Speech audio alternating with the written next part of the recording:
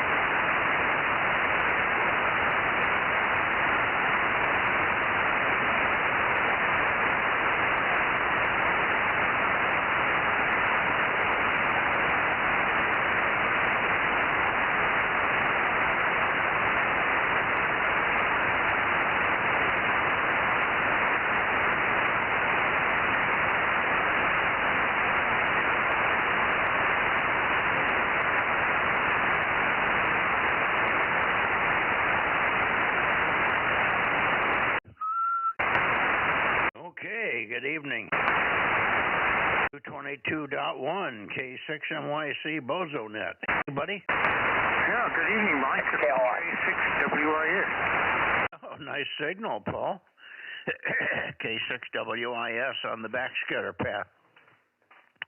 Good evening there. You're sounding good. Have you any other people there for us, over? Yes, I just finished QSRs with the Clear Lake folks up here. That would be Kent, KA6OSX, and Dave, N1PPP, over. Okay, got it. And maybe we'll catch them before they get away there. Very good.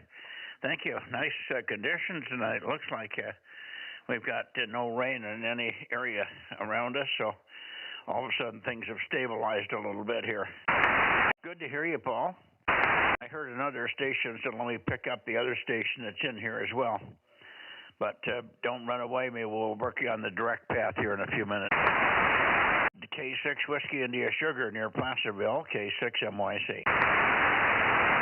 Yeah, Mike, K6MYC, this is K6WIS returning. You're S6 here, peaking S6. Really good, consistent signal on the bounce path. So I'll hand back to you and hope to catch you on the direct path. Over. Sounds good. Look for you on the direct path. Who was the other station that was in there? Go ahead. K6MYC beaming the Bay Area for check-ins on the 222 net. K6KLY. K6KLY off frequency a little bit, Russ, but we got you there. You're real high-pitched, which is abnormal for you there. I haven't moved the antenna. I'm sort of sitting on Santa Cruz looking for KW6S, but I don't need to move it for you. How are you doing up that way? K6KLY 111 K6MYC. All right, thank you, Mike. I'm just sitting here working on QSL cards, and I'm, of course, still getting cards in from that 2-meter operation that you replaced last October, rolling in, too. Nothing else going on up here. Weather's looking good, and the sunspot numbers are picking up. Should be over 150 by the weekend. K6MYC, K6KLY. I missed what they should be by the weekend. Say it again. About 150 at 150, over. Roger, well, that's not bad for 10 meters. I'm not sure it'll do anything for 6, but we'll take whatever we got. If I don't get a guest operator, I might have a guest operator up here for the contest, over. Yeah, okay, very good. We might, looks like we're going to have a rotator fixed for the weekend. The boys brought a rotator home from the plant today, and they said they're going to try and get it in tomorrow. So we don't know what's wrong with the rotator. Just the motor leads are just open going to the motor. So maybe the brushes are burned, or one brush is stuck and it hasn't come down onto the armature or something. Kind of a weird failure. Anyway, they're going to put a new one in there tomorrow, unless all of a sudden it starts to work. They may put the new one in anyway, because once they start to go bad, it's a never-ending battle. But it looks like you'll get that done before the weekend, so I'll have 1296 and other stuff in the shack in the barn again. So there we go. Anyway, let's see here. I think there might have been somebody else in there. Fred should be in here, but let me just check and see if KW6S is here. Tom, are you copying me at all, KW6S?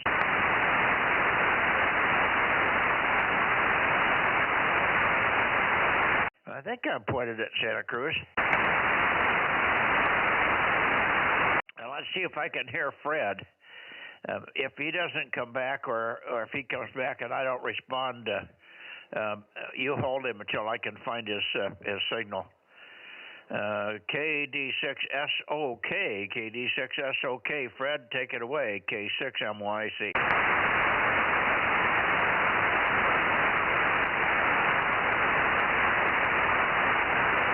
KD6SOK, K6MYC. WB6JNN, K6MYC. W6PQL, K6MYC. Well, hello there, K6MYC, W6PQL. Okay. Well, I hear you. I'm glad to hear you sound pretty good. I guess you're over the flu finally. W6PQL, take it away. K6MYC, over. Okay, Mikey. Yeah, I'm doing okay. Finally my nose stopped running. You know what the cold and the flu is like, of course. You've been through a lot of them as I have, but what happens to me usually is the sinuses are crippled first, then you have a little fever and just don't feel good.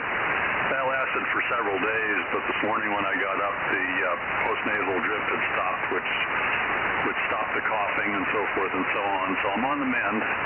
I can at least talk without coughing tonight, for the most part. But there'll be a couple more days before I'm really closer to 100%. Don't hear anybody else on yet, but they'll be here, I'm sure. K6MYC, W6PQL. Okay. And it seems to be a little flaky to you tonight. I thought it would be very good because Paul's bumming in here from Placerville on the backscatter path, but you're watery and ripply and fluttery and up and down in signal strength a little bit, but Q5, no problem copying. Okay, on the post-naval drip finally going away. Yeah, that's annoying. That I have that almost perennially through the winter time anyway, partly because of that's the way my nose works. When the temperature gets below 70 degrees, my nose runs. That's the way I am. And then it's coupled with the fact that the drops I take for the glaucoma make my nose run way more than normal. So that couples makes me drizzly and droopy and runny nosy all winter long. But it's and it gets into my throat a little bit, so I get coughing a little bit from time to time. Anyway, you're sounding normal, so that's good. And of course, we missed you, but we knew what was going on after the first day or so when you sent the email or sent the text message in the chat room. Well, let's see who else we got. WB6JNN, KD6SOK. Anybody else on 222 K6MYC?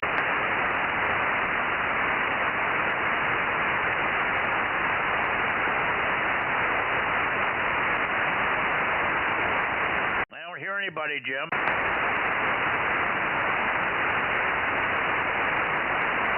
it's pretty quiet over here too.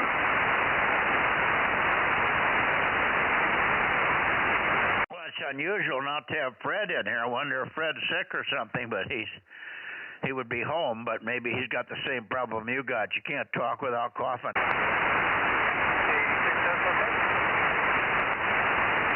There's somebody. Try it again, K6MYC, over. Hey, good evening, Mike. Good evening, Jim. I was kind of late here. Sorry. I got in here late. Can you hear me okay? I can now, yes. I'm pointed more your direction. Go ahead. Okay, yeah. Boy, every morning here it's freezing cold. And hopefully in the next couple of days it'll warm up. But boy, it was super cold this morning and the day before as well. Anyway, good signal tonight, Mike. And Happy New Year. And Happy New Year too, Jim. So back to you, Mike. 86, that's okay. Okay, Fred. Very good. Same to you. Happy New Year. I think we worked you last week, but we'll be happy to exchange the New Year's greetings again, and hopefully it will be a good one. It's starting off rather ragged. I'm not happy with the start, but in many ways it's good. In many ways it isn't. I'm certainly happy about the Venezuela thing. That's for sure. Minnesota's another story. They got their problems up there, I'll tell you. Anyway, good to hear you, Fred. And I haven't heard Jim, WB6JNN here, but he should be in here. Russ is on the frequency. I think he's still hanging around to make sure I could hear everybody. And we're getting ready for the contest coming up this weekend. Do not forget about the contest this weekend, Fred. Try to keep some time around, and of course we'll be on at 7:30. I think we started at 7:30 on 222 on Saturday night. See who we can round up.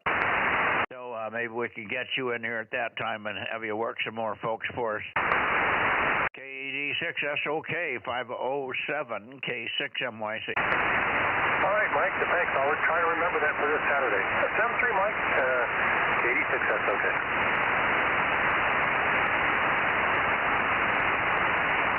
Okay, let's see. I wonder if you can hear me off the side there. KW6S, K6MYC. Any copy, Tom?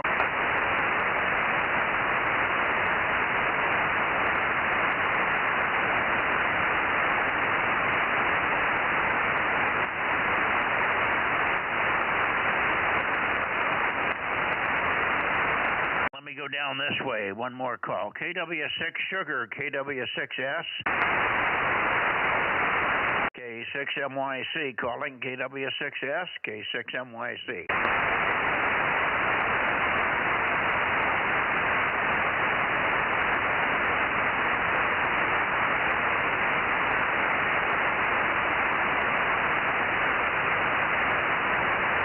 KW6 Sugar, KW6S, KW6S, K6MYC. Let me go back up toward...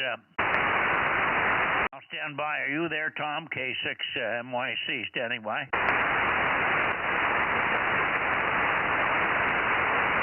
KW6S, K6MYC. K6MYC, KW6S. I think I'm off frequency a little. Oh, you're okay. You're okay, and quite loud, too. Nice signal.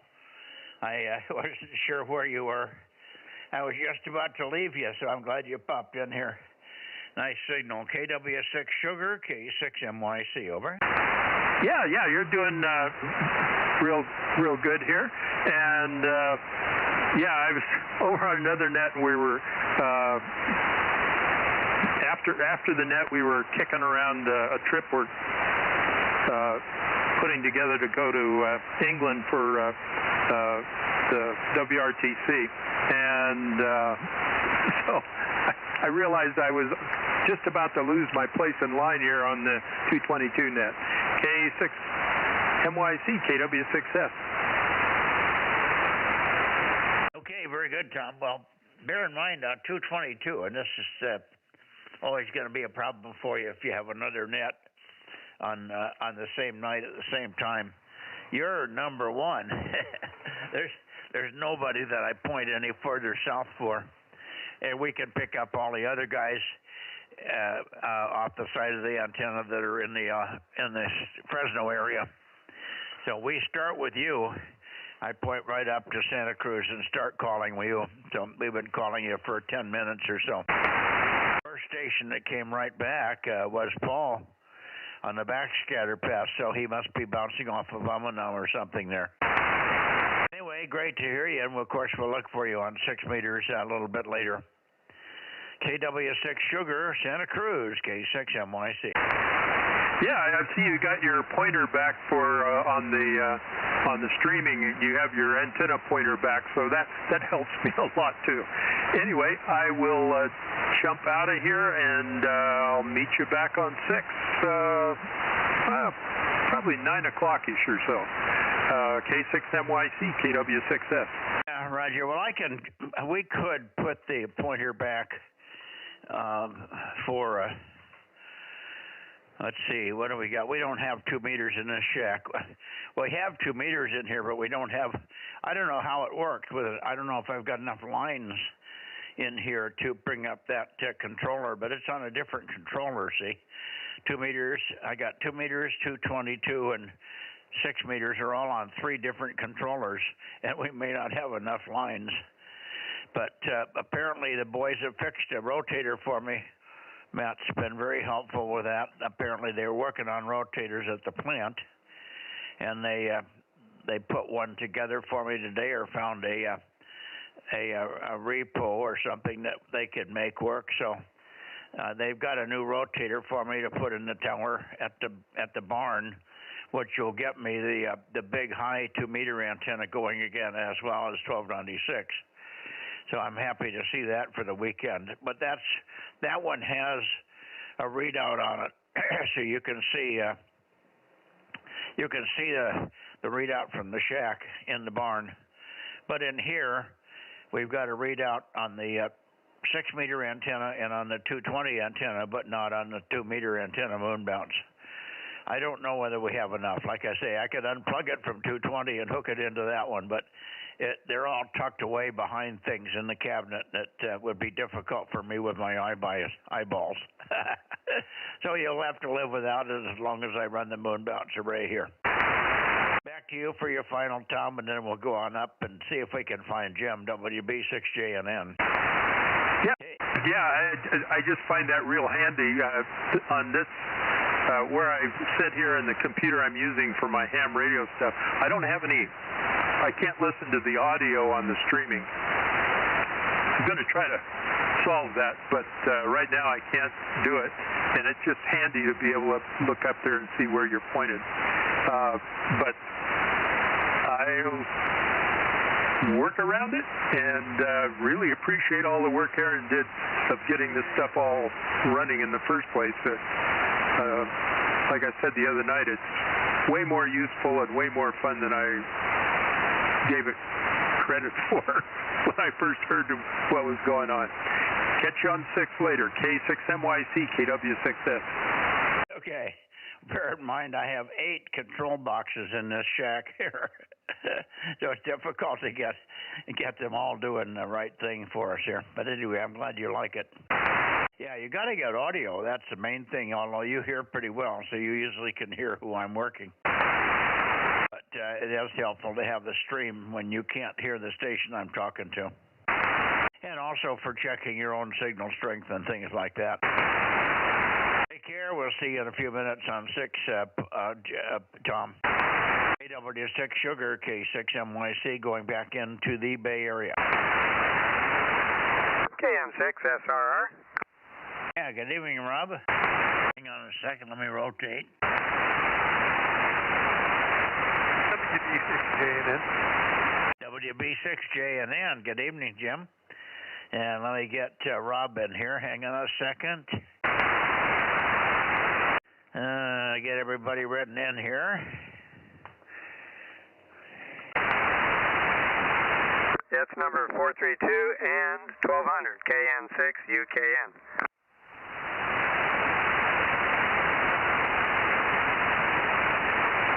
And Mike, I had to call our local Aries Net tonight, so I missed the beginning there.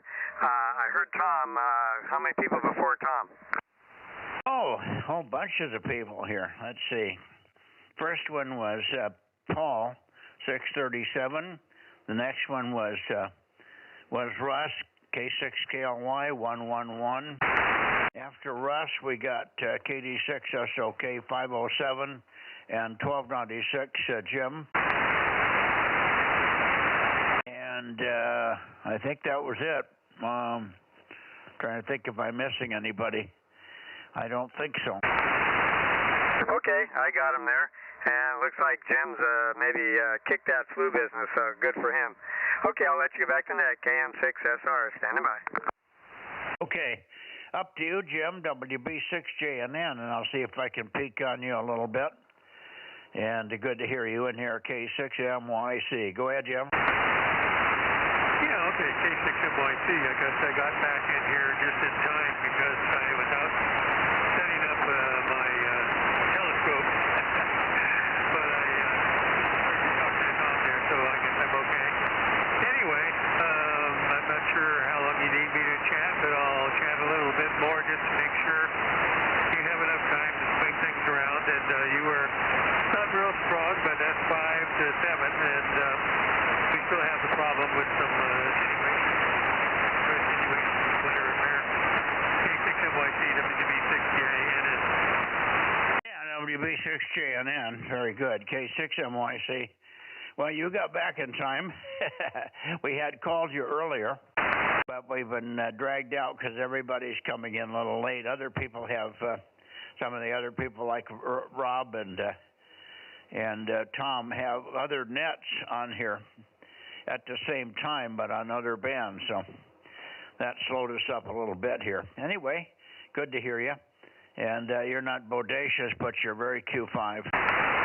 So there you go. Good to hear you, and I don't know whether we'll hear you on 6. I don't think you've got the 6-meter system up and running well yet, but hopefully one of these days. Maybe you'll have it running by the weekend. Don't forget about the contest this weekend. We need you on here. Are you going to have anything working like 1296 for the contest weekend, Jim, over? Well, I'll have limited 432 aimed in one direction only, up towards the north. On 2 meters, I'll have, I'll have my normal beam at about the 10-foot level, whatever it is, about 12 feet. I will have 1296, and that's about 15 feet. And what else is there? Oh, 220.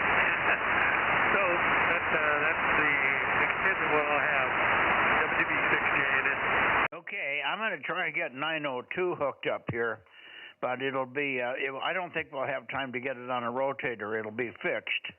So I'll be working about 3 people on 902, but I'll be able to rotate the antenna by hand, so I won't have to worry about a rotator. At least at this point. On the long term, we'll get it up on a high tower, but it'll be on a short tower just above the roof line here. And hopefully we can work the people that we need to give contacts to on 902. Anyway, 7-3 for now, Jim, and we'll see you on Wednesday, of course, and Thursday, no, not probably. And then we'll look for you on the weekend. We will be doing our Saturday thing, so you might keep Saturday night in mind. I'll try to start at 7:30 on 222 and then go to 1296 and then 432 last. So that'll be the order, 222, 1296, and then 432 last. Over? Yeah, okay. Well, I'll check in on Saturday if things are not wild around here. Sometimes they are on the weekends, but we'll see. Okay, 73. I'm going to go and continue setting up the telescope here. WB6JNN. Okay, 7-3. We'll see you tomorrow. Well, we'll see you Wednesday, I guess. Well, we can try you on 1296 tomorrow and see if we can make it. See if you could get in there and make noise on 1296. If you can't hear me, maybe you can check in with somebody and let me know you're there.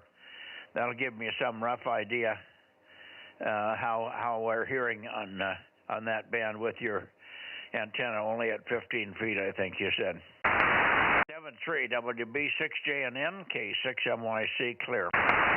So do you have a rotor on 1296? Yes, I will have the rotor fixed, I think. They brought a new rotor today. They're hoping to put it in the morning. Over? Yeah, okay.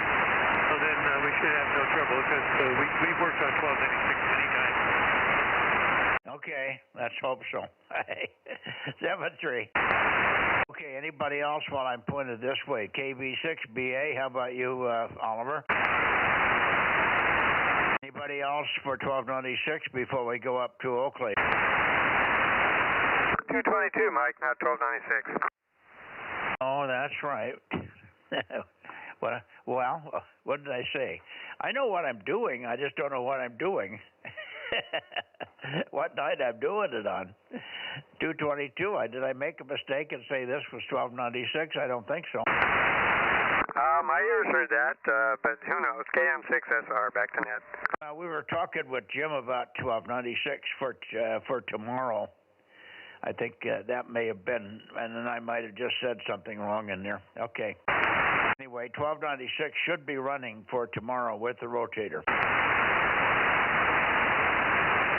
And I'll be looking forward to that again, getting around so I don't have to call on other people to check in. All right, let me see.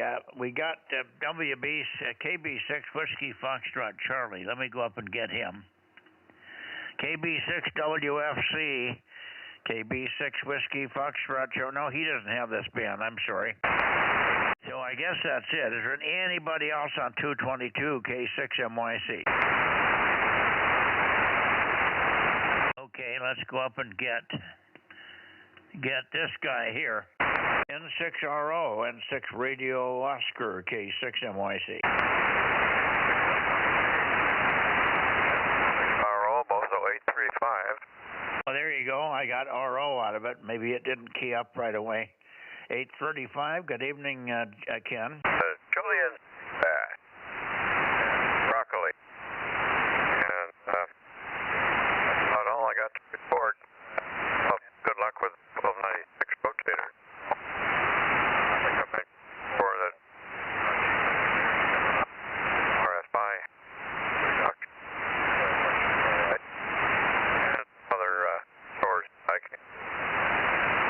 So we'll see you later on 6. Tomorrow. Well, let's not go yet because you got something wrong there. You got a loose connection somewhere. I'm only getting about a third of your words. I got broccoli. But you're checked in, but your audio is breaking up terribly. Just big chunks just missing. Not distorting, but missing. So something is going intermittent on you. Can you check your mic cord, make sure that's okay, and I'll give you a couple of seconds to look things over. I don't think it would be the RF connector on the back. Sounds more like a broken mic cord or something there. N6RO. I picked it up a double with you, too, because I thought you turned it back because you stopped talking, see? All of a sudden, you just go away for a second, and all of a sudden, you're talking again. So I transmitted a couple of times during your transmission. Anyway, let's see if you got it figured out now. The N6RO. Take a short one, K6MYC.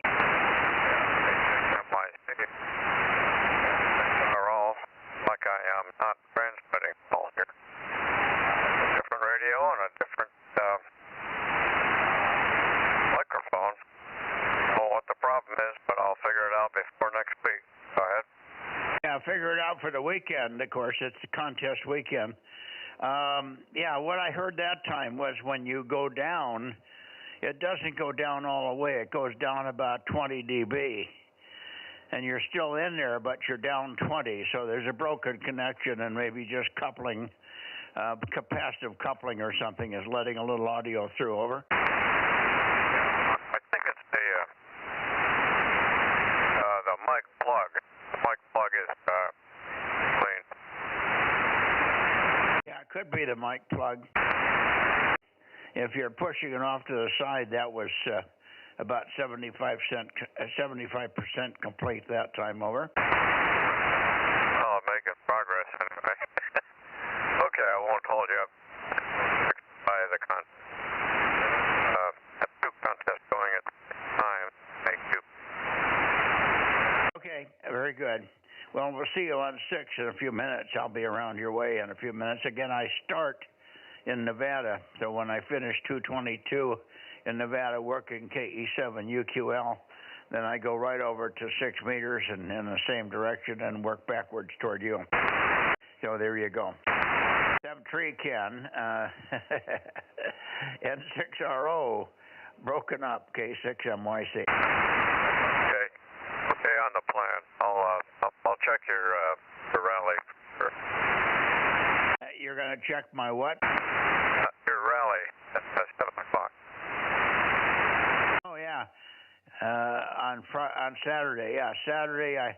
I said 7:30. We could make it 7 o'clock at 222, but I can't remember whether we started at 7 or 7:30.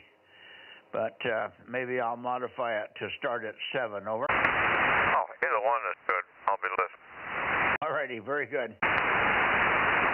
But in the meantime, we got several other bands to chat with you on here. Get that organized. N6RO, K6MYC. Anybody else before I go towards Sacramento? Nothing heard. Here we go.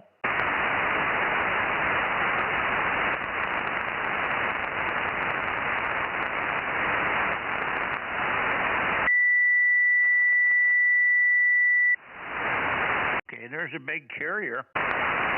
QRZ Bozo Net, Bay into Sacramento, KO6KD. Anybody up there with 222 that's copying K6MYC, Kilo 6 Mike Yankee Charlie with the hiccups.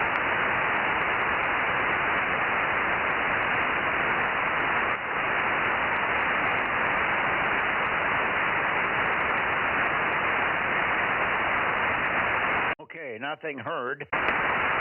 I'll have to go right on up to Nevada then. Here we go to Nevada.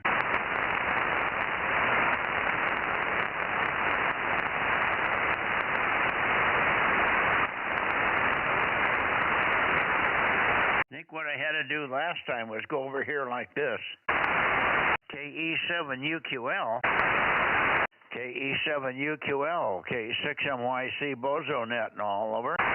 K6MYC here is 272, KE7UQL, over. Yeah, very good, Daniel. Good to hear you. Pretty good signal. I didn't have, we got a real short list here tonight. Quite a few people did not show up yet, or did not show up at all. Well, not quite a few, at least 3 anyway. So maybe we'll see you on 6. Well, you don't go on 6, but if you're on in your 2-meter link there, you might tell Richard we're going to be on at about, what time is it here? Yeah, probably in about 10 minutes, 5 or 10 minutes, we'll be pointing up your way on 6 meters there. KE7UQL, thanks much, and we'll don't forget about the Sunday. I'm working on 902, by the way. I'm working on the 902. I got the antenna out today, and if I can ever get Frank here for an hour or so, we'll have it up on the roof. I'm going to put it up in a fixed heading where I can move it back and forth between 2 directions. I may work one station on Saturday and then maybe work you on Sunday or Saturday night or something. I don't know. We'll play that by ear, but I won't be able to rotate it, I don't think. But I'll work out something there. E7UQL, K6MYC. Okay, Roger, I'll keep my ear ready. I'll keep it ready for 902. And yes, indeed, we'll see you Saturday and Sunday. K6MYC, KE7UQL, see you on 2 meters. Yeah, okay, what we might end up doing is you and I can just set up a schedule for 7 o'clock or something. 7 o'clock on 902. And then I go from 902 right over to 222, but I won't be able to work more than 1 or 2 people in the direction where you are on 902, maybe just 1. So it'll be specifically for you, Daniel. Anyway, that's probably what we'll do. We'll start out with 902 just at the beginning, get it out of the way on Saturday night, and then go right over to 222. 73, K6MYC. Roger, QRZ, 73. 7UQL, KM6SRR. Call again, Rob. KE7UQL, KM6SRR. Do you copy, Daniel?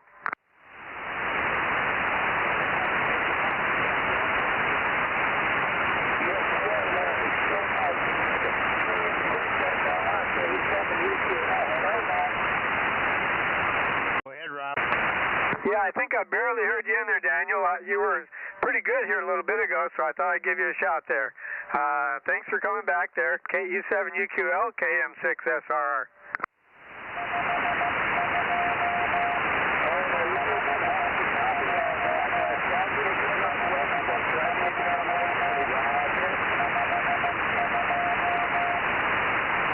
Roger, we have 52.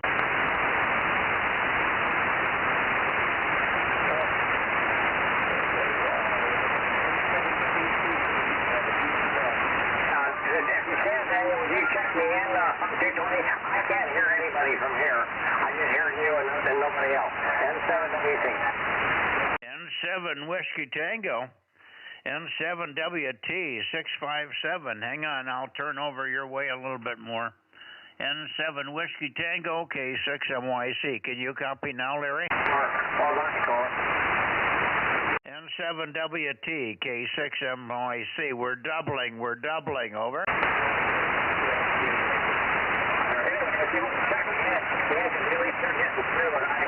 don't know if you can hear me or not. N7WT.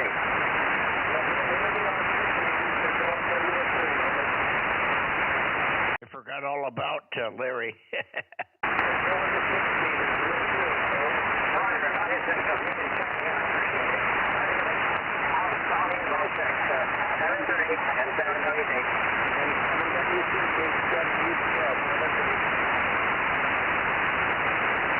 N7 Whiskey Tango, N7WT, N7 Whiskey Tango, K6MYC. We have you. We have your 657. Roger, 657. Over. N7WT, Mike heard you. You all checked in, over. Roger. I just don't hear him or anybody else, Daniel. So tell him thanks for us and see you on 6. N7WT. See you on 6. Boy, he's got no ears, Daniel. I see. Larry says thanks for the check-in. 7-3, Daniel. poor Larry's got no ears here on 222. He must have some serious problem. All right, 7-3. We'll see him on 6 in about 3 minutes here. Bye-bye. Good night. Bye-bye. Okay, Rob, let's kind of get a count here.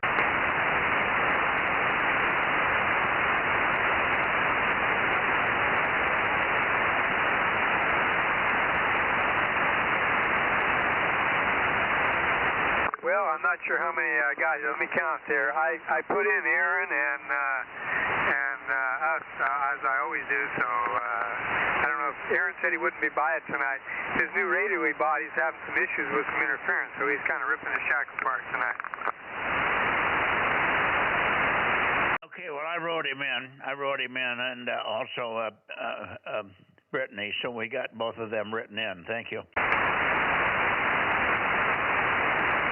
To get Larry on 7 Whiskey Tango. I was surprised to hear Larry.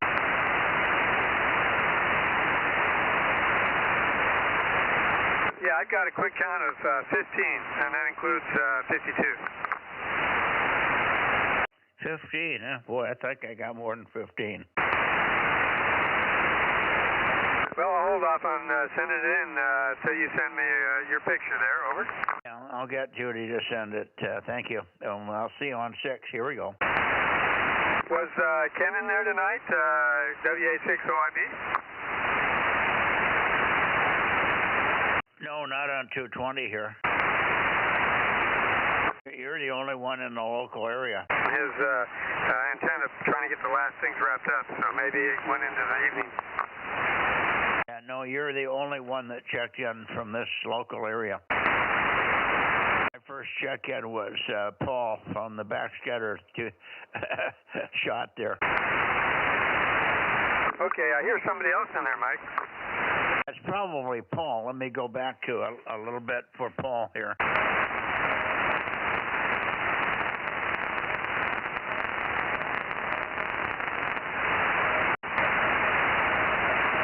Paul, K6WYS, K6 Whiskey, India Sugar. Any copy? I'm hearing some CW, Mike.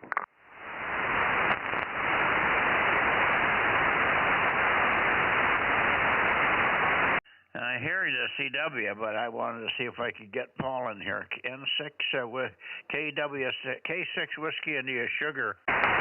K6WYS. Are you there, Paul?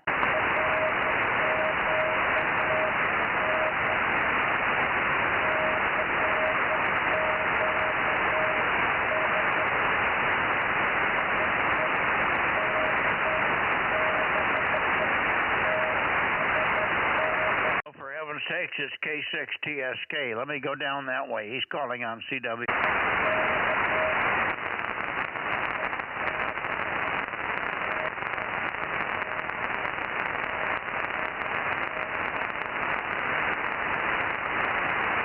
K6TSK, K6TSK, K6TSK. We're coming your way. K6TSK, K6TSK, K6TSK. Hang on. We're coming down your way. Coming your way, coming your way. K6TSK, stand by. Stand by. K6TSK, K6TSK, K6TSK, K6TSK, K6TSK. Boy, this goddamn rotor's slower than hell. K6TSK, K6TSK, K6TSK, K6TSK, K6TSK, K6 Tango Sugar Kilo, K6MYC, calling and listening. Are you copy now, Larry? Ralph? K6TSK, K6MYC, Ralph.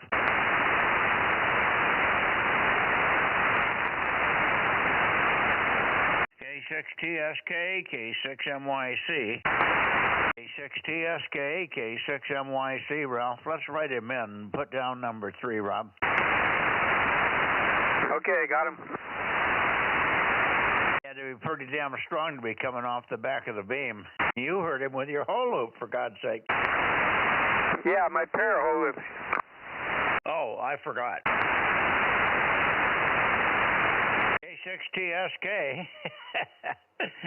I wasn't expecting him here. He probably gave up. This rotator is so slow to come around. I couldn't get there. I came all the way from 360, all the way around 156. But boy, is it slow. I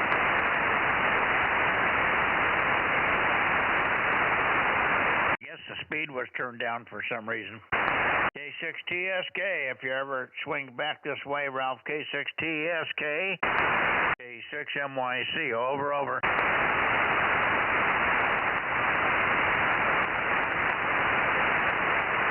K6TSK, K6TSK, K6MYC, K6TSK, K6MYC, over.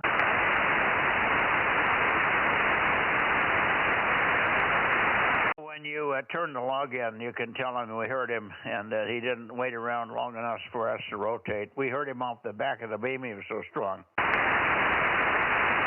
Yeah, do you want me to write all that in? I know he checks the logs, so he'll be able to tell we copied him.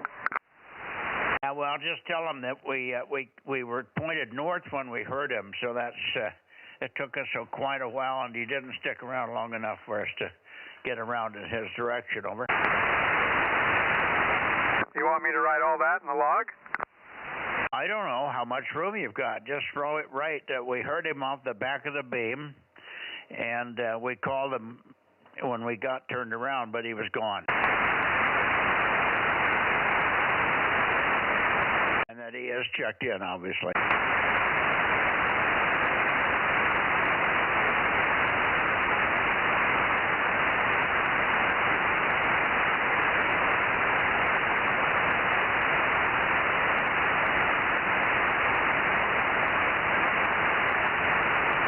Okay, Mike, we got Phil checking in on 6 meters already. Yeah, well, we're way off on the count. I must have close to 20 here with him.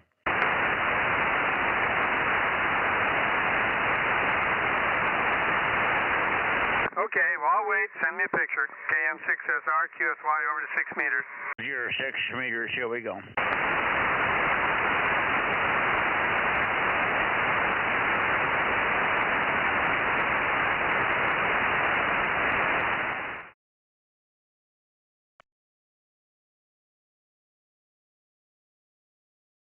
Good evening, Phil. WB6GGY, KM6SR. Mike's coming over in a sec. We got you checked in here. Okay, thank you, Ken. Thank you. WB6GGY, standing by. Yeah, this is Rob. Kilo Mike 6, Sierra Romeo Romeo. Ken's not on tonight for some reason.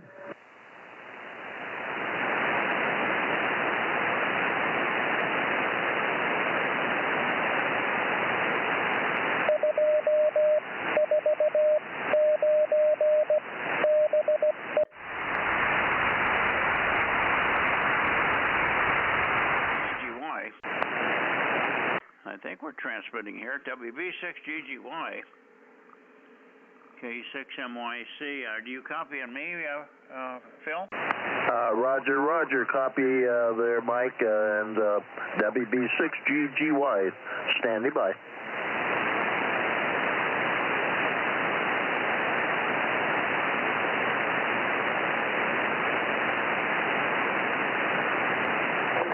Did you copy there, Mike? WB6G. Oh, cool.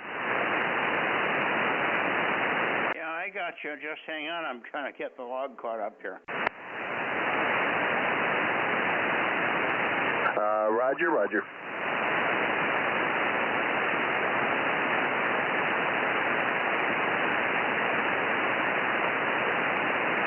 Okay, who was in here beside you, Phil? I'm sorry, I didn't copy the other gentleman's call down.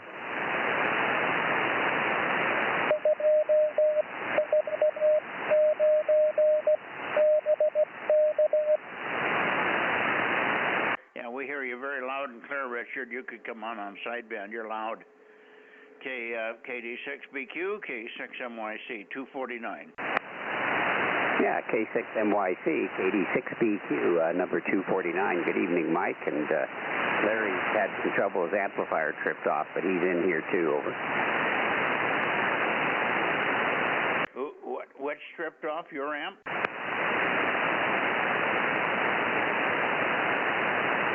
What tripped off, Richard? He said Larry's amp tripped, Mike, KM6SR. Here, Rob.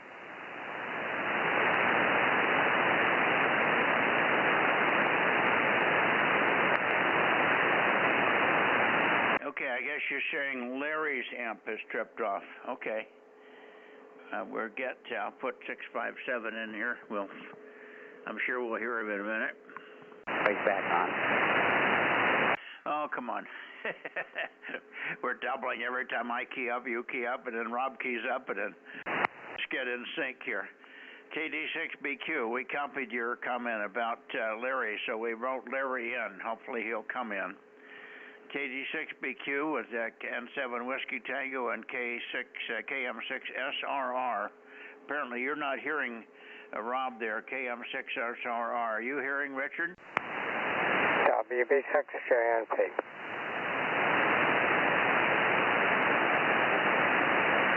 Rob, where'd you go? Yeah, I was listening to Dane, just checked in, 107. Yeah, I'm hearing Richard. I think I'm pointing towards Larry. I can move over a little, get a better copy on Richard.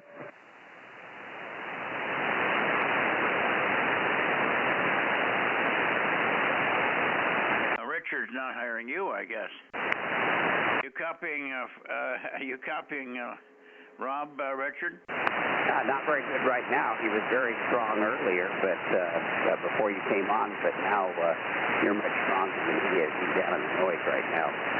Yeah, well, it seems to be up and down quite a bit here. Is Larry got a serious problem, or why doesn't he just reset the amp? Why would it kick out and stay off? He tried a couple times to keep tripping off, but he's on 100 watts now. He's trying to check in.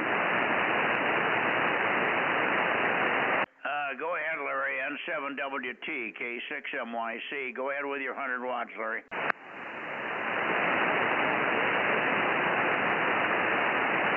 I don't think he's hearing me, Rich. Well, he's responding fine here, and you're pretty weak up here right now for some reason. Maybe he's got an antenna problem. That may be why the amp is kicking out. I'll write 657 in, Rob. He's in there.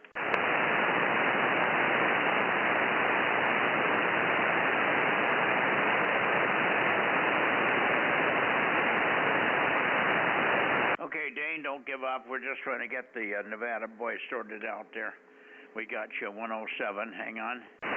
And we've got Phil in here also, WB6GGY. Good signal, Phil.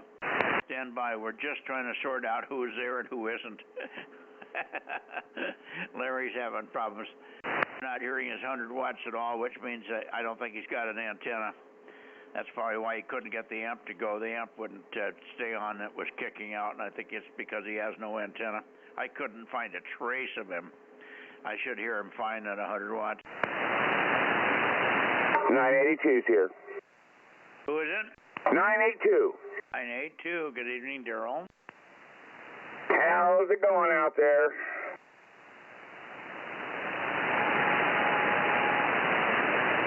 I'll hang in there with just one more second. We're just trying to clear the Nevada boys out. Okay, Richard, I don't hear anything from Larry, but tell him that we got him checked in. Sorry that he must have a broken feed line or something, because he's not making any RF to me at all, which is very odd. 73, Richard, and we'll see you on Wednesday. We'll see you Wednesday. KD6BQ in the group, K6MYC. Yeah, Roger, Mike. 7-3, and thanks. Lots of QSB tonight. We'll look for you on Wednesday night on 2 meters. K6MYC, KD6BQ in Nevada will be clear. Okay, very good. 7-3. Now, WB6JNP. Good evening, Dane. Good evening, Mike. I had to find the microphone. I'm trying to find something in a drawer, and I keep throwing stuff on my desk, which is, like I've said before, the inside of a goat's stomach. Oh, boy. Yeah. Oh, ouch. I was going to make another worse comment, more like in the sewer, about the guy that they caught. What was it? The guy running around somewhere naked, and they finally got the guy and stopped him, and he was running around on a baseball field or something, and or a football field. And when they stopped him, he had a thermos up his butt. Over. Yeah, I missed that whole thing, but yeah, I don't mind. One of the guys that used to work for me would look at my garage, and he goes, I can't believe this, because it looks like total chaos and disorder, and you know where every last thing is. Yeah, I'm that way. I run a total chaos bench top. Yeah, my guy I used to work for, he called a secretary one day, and his office was like that, and he goes, go in my office. On the desk, there's 3 piles of paper. On the second pile, halfway down, there's a green sheet of paper. Whose name's third on the list? There you go. That's the way we, some of us men operate. That's exactly me. Yeah, that was Abe, and it was great. So anyway, nothing new to report at this end. A friend of ours, her husband, who is a ham, lives up in Wyoming or someplace like that. He passed away several months back. So if anybody needs I hear you, Larry. You must have got it fixed. Stand by a second, Larry. Stand by. We're talking to a local. Top. We might be able to make a deal. Yeah. Stand by again, Dane. Larry got his amplifier fixed, and he came in over the top of you. Hang on just a second. Okay, Larry, sound like you found the problem there. N7, Whiskey Tango, big signal, K6MYC, over. Yeah, K6MYC, N7WT. Some reason or other, Mike, on 220, I just couldn't hear anything out of anybody down there other than Daniel here locally on 220. So it's good that you heard me. And checked me in there. I appreciate that. I don't know why I'm not hearing you now, but it's maybe my radio's getting tired and the receiver's dying or something. I'm not sure. Anyway, and I finally sorted this one in or out. I had a little glitch and got that fixed. So anyway, we're back going again. K6MYC, N7WT. Yeah, well, try to see if you can get that receiver working for the weekend. We've got the contest coming up. I'm going to get on at about 7:30. 7:30 I'll be on 222, 7:30 Saturday night, try to get people together and help out grid scores on the contest. So 7:30, 222, 8 o'clock more or less for 1296, and then 8:30 or 9 somewhere get on 432. So 222. 1296 and 432 in that order, over. Roger. The only thing I could probably work with you on will be the 220 or 6 meters. 432 is pointing off to the northwest, and I can't change that now. And 1296 also pointing to northwest. So both those bands are off the air for the contest. Over. Oh, bummer. Okay. Well, we'll work you on 2 meters, 222 anyway. That's the toughest band anyway, so we'd love to get your DMA. You're probably going to be the only one in DMO 8, so be sure you're there.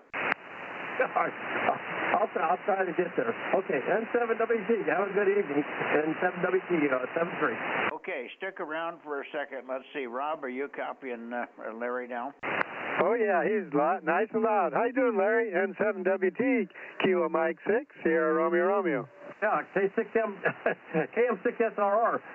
Earlier when you were talking on there, you were really hammering in here. The band is a little bit down now, but I hear you Q5 about S3, N7WT. Yeah, you were coming in about an S6 on me here, just pounding in here. Yeah, you were down to S3 that time, but good copy. Hey, thanks for being there, KM6SRR. 7-3. 7-3, Larry. Anybody else for Larry up there? Nothing heard. Okay, Larry 7-3, and we'll see you on whatever band whenever. K6MYC. Bye-bye. Yeah, what time? Richard wants to know what time on 2 meters. What time on 2 meters to get work you? Well, I'll catch him. Probably we could do 2 meters somewhere around 7 o'clock. Let's shoot for like 7 o'clock or something on 2 meters. I'll catch you before that, and if we miss him there, we'll catch him somewhere. So between 6 meters and 2 meters, we'll find you, Richard. Over. Did. Okay, thanks, Larry. Yeah, good luck. 7-3. See you Saturday. Roger. Okay, sorry about that, Dane. Apparently he got everything going, and he's quite loud here when he's in here. So I just missed the last little bit after you were talking about your buddy and his messy desk. I think I missed the segment after that. Over. Okay, well, I was up visiting a friend today, and her husband is a silent key, and looking around the property and all that. If you know of anybody that's looking for a 3-section crank-up tower on a tilt-over, it's got it looked like a Mosley tri-beam on it, and tri-bander on it, and I'm sure it can be had for a reasonable, if you want to remove it. Where is it? You know, I forget his call right offhand, but they live up in Awani. They live just north of us, about 8 miles. Oh, okay. Well, I'll mention it to Frank. He may want to get it. He usually picks those towers up and picks them up. He's got the capability to drag it quickly, and so I'll have him get connection with you, and work from there. And we could. Maybe Rob will have somebody that wants it as well. Is it motorized or is it hand crank? I was talking with the son, and he said it had a motor, but today I didn't find a motor, just a hand crank. Okay. And 3 sections, so that would get it to about 52 feet, right? Yeah, someplace around there. Yeah, okay, very good. And it goes with the antenna. Okay, very good. Well, thanks. We'll find a home here somewhere. Yeah, also, he's got like, I forget what it is. I've got pictures of all the equipment and all that, but most of it, look at it this way. If there's something in your barn that was underneath something that was covered in cobwebs, that's about the way most of the equipment looks. I got a lot of that. I'm not too bad in cobwebs, but I got a lot of dust. Okay, very good. But Awani isn't bad, so that's not a big run to get up there and pick something up. All right. Okay, anyway, you've got us checked in, WB6JNP 107. Yep, we got you checked in. Okay, see here. Let's go toward Sacramento. Hey, Mike, I've got a trailer also if Frank's not able to go get it, KM6SR. Yeah, okay. Well, whoever goes there first, that doesn't matter to me. Whoever can get there.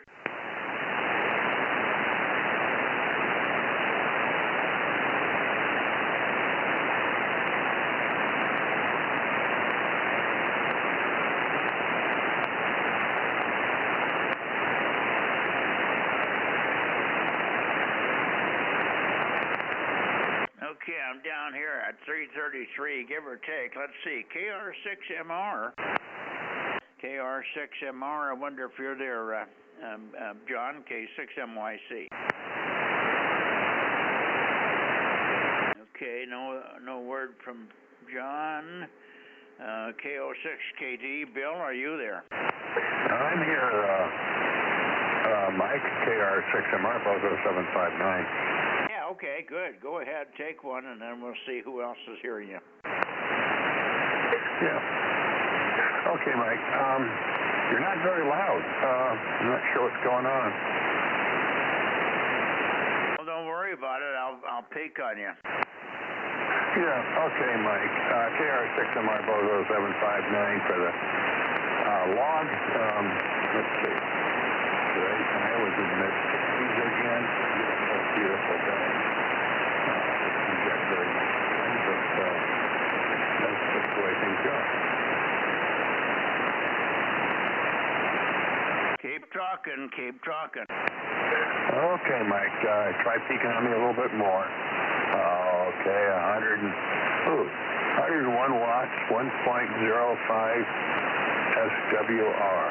So that's either my antenna's doing better today or my watt meter is lying again. Hi.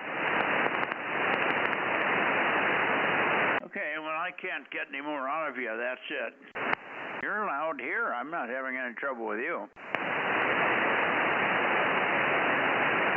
Yeah, okay, well, maybe just background noise and stuff. Just a lot of hiss.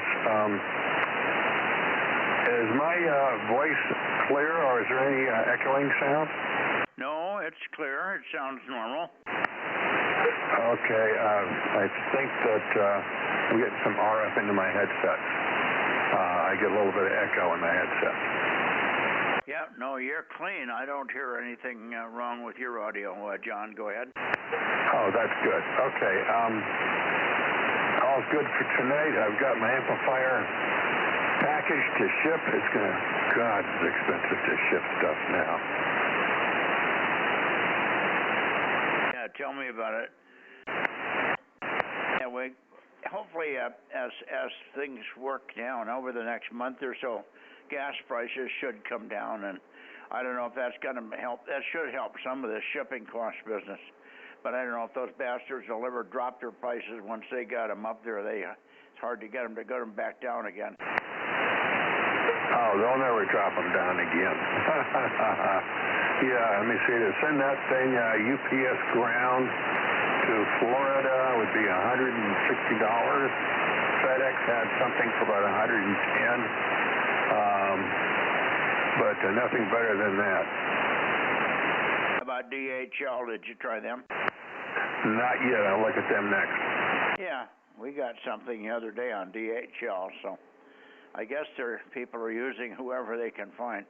I think competitively, it's if somebody comes down, everybody's going to have to come down. Oh, I hope so. Plus, they got to fix it and see how much that's going to cost. They don't charge labor; they just charge parts, which is very nice of them. Yeah, that's good. All right. Well, I guess we're not going to have Bill in here for this foreseeable future, if ever. Is he well? Is he not sick, or is he okay? He's just being stubborn. I haven't heard him tonight yet. I just got up here a little while ago. Probably stubborn, but that's okay. You know, we all have our likes, dislikes, and issues. Tell him to Google raindrops. You did it, and look what you got. Oh, yeah, I knew about that years ago. guys fighting that so much? I don't think it's so much the raindrops. It's part of the way that you talk to him, and then you just cut him off and didn't let him respond, and you went on to other guys for a while. And he says you left him high and dry, is the best way to put it. Well, he's just going to have to get over that. We usually don't have any rotation. We try to have a light rotation on that thing, but when two guys have a conversation back and forth, we let it go. And sometimes they turn to me as a third person, just because they know I sometimes do net control, and they call me net control, but I'm not. But I get in there for a few words, and sometimes it turns out to be more than a few words. But generally, this kind of stuff occurs when there's a conversation, and there was a conversation that I wasn't related to between two other guys. It was unrelated to raindrops. I don't know what it was. It was something else, but two other guys were talking, and we just got out of rotation, and nobody else got upset about it, but Bill did. So we didn't cut him off. We didn't ignore him. It's just that sometimes it just doesn't work to do it that in any particular order. I'm not. I don't even want to be net control, but I keep getting handed it gets handed to me. Over. Yeah, I guess that's the way to put it is you got out of sync. You got out of sync and was at I'll look for you tomorrow night on 1296. Yeah, hopefully. I'll see you tomorrow night on 1296. And we're looking forward to contest. I'm going to start on 222 at 7:30 on Saturday night for the contest weekend. We may get on 2 meters a little bit ahead of that, 2 meters maybe, just to get coordinated. And then at 7:30 or so we'll go to 222 and then 1296 after that. And I will have the rotator fixed. They brought me a new rotator today, and from what I understand, they're going to have it in and running by tomorrow. Over. Well, that will be really good for the contest. Thanks for reminding me. I've got to put that on my calendar. Yeah, Saturday night, and then 4:32 will be last. So 222, 1296, and 4:32 about 9 o'clock. Yes, okay. Thank you very much, Mike. I'll see you tomorrow night. 73 KR6MR. Back to net. All righty. Very good. Anybody else here before we slide over toward N6RO? November 6th, Bravo Charlie Charlie, 1134. Well, we'll take you. Big signal. Good evening, Merle, 1134. How are you doing? Oh, I can't complain. Nobody's listening, especially me. Yeah, doggone. Yeah, since all the big winds and stuff have gone away, I cranked the tower back up again, and yeah, it seems like it likes to rattle a little bit up there, and boy, I can hear it in the house, and makes it kind of hard to sleep, so I just crank it down about 10 feet or so, and it makes it easier to sleep. So now we got no storms out, I cranked her back up, and seems to be doing good like it usually does. Well, you better crank it down one more time and find out why it's rattling before it fractures itself. I already figured it out, and got some stuff coming. There's some like some bushings that go in there, so I don't have it up all the way yet, and I need to replace them. Okay, is this in the mast that's rattling? Yeah. Weird. That's weird. Carrie's in there, Mike. Who is it? Strange there, but Carrie, 712 is in there. It's safe, and I mean I have a guide also. I'm running 1/4-inch guy rope on this thing too, so it's pretty secure. But like I said, I'm keeping it each section down about 3 foot or so, 4 foot into the next section below it, so it's not fully extended yet. Okay, well, your normal overlap would be about minimum of about 24 inches, but more like 30 to 36. Yeah, I just extended it a little more, so it seems to work real good right here. As soon as those other parts come in, then I'll take and replace everything, and then I'll crank it back up again and see how it goes from there. Okay, very good. We got another station here you may not hear. Let me turn it to you, Kerry, if you can copy KC5DTU, K6MYC, and I forgot to call you again today. Roger. K6MYC, KC5DTU. Thanks for the relay there, Rob. And good evening to all, KC5DTU. Yeah, should we plan on a phone call tomorrow? Affirmative. When are you available? Are you available in the morning? Yeah, 9 to noon or 9 on. I'm usually good. Over. Roger. Will do. And looking forward to it. And again, good evening to you, Rob. Hey, good evening, Kerry. No problem with the relay. I do it anytime, huh? Okay, thanks a lot. And I'll turn it back to our netmaster there. Okay, very good, Kerry. Kerry, which direction are you hearing Merle in there? He's up in Modesto. You should hear Merle. Were you hearing him? Just barely. He's just barely scratching the surface. Not enough to make a QSO. Okay. Well, he's going to have it back up. He got the tower cranked down a little bit, but he'll be better in a week or two. Hopefully you'll have it up for the contest. You got the ARRL contest coming this next weekend, Kerry. We need you on there. So plan on Saturday night, 7 o'clock, 2 meters, 7:30, 222, at 1296 at 8 o'clock, and quarter to 9 or so for 432. Over. Roger. I got heat, so no problem. Should be there, Michael. Okay. Well, may not need heat based on the temperatures coming up. Well, you might need a little bit of heat out there. Okay, 7-3, Kerry. And back to you, Merle, then we'll move on. K6MYC back to N6BCC. Hey, Roger. I could just barely hear him there in the noise. I do got quite a good noise signal tonight. At least I'm not getting the solar system from the guy behind me right now. Well, I'll tell you what, there for about 10 days, 14 days straight, it was murder to try to hear anything. You know, and I'm sure glad that's gone. So I know what it's like when you get it there on your end, you can't hear nothing. Why did it go away, Merle? What was that? I didn't quite catch that, Mike.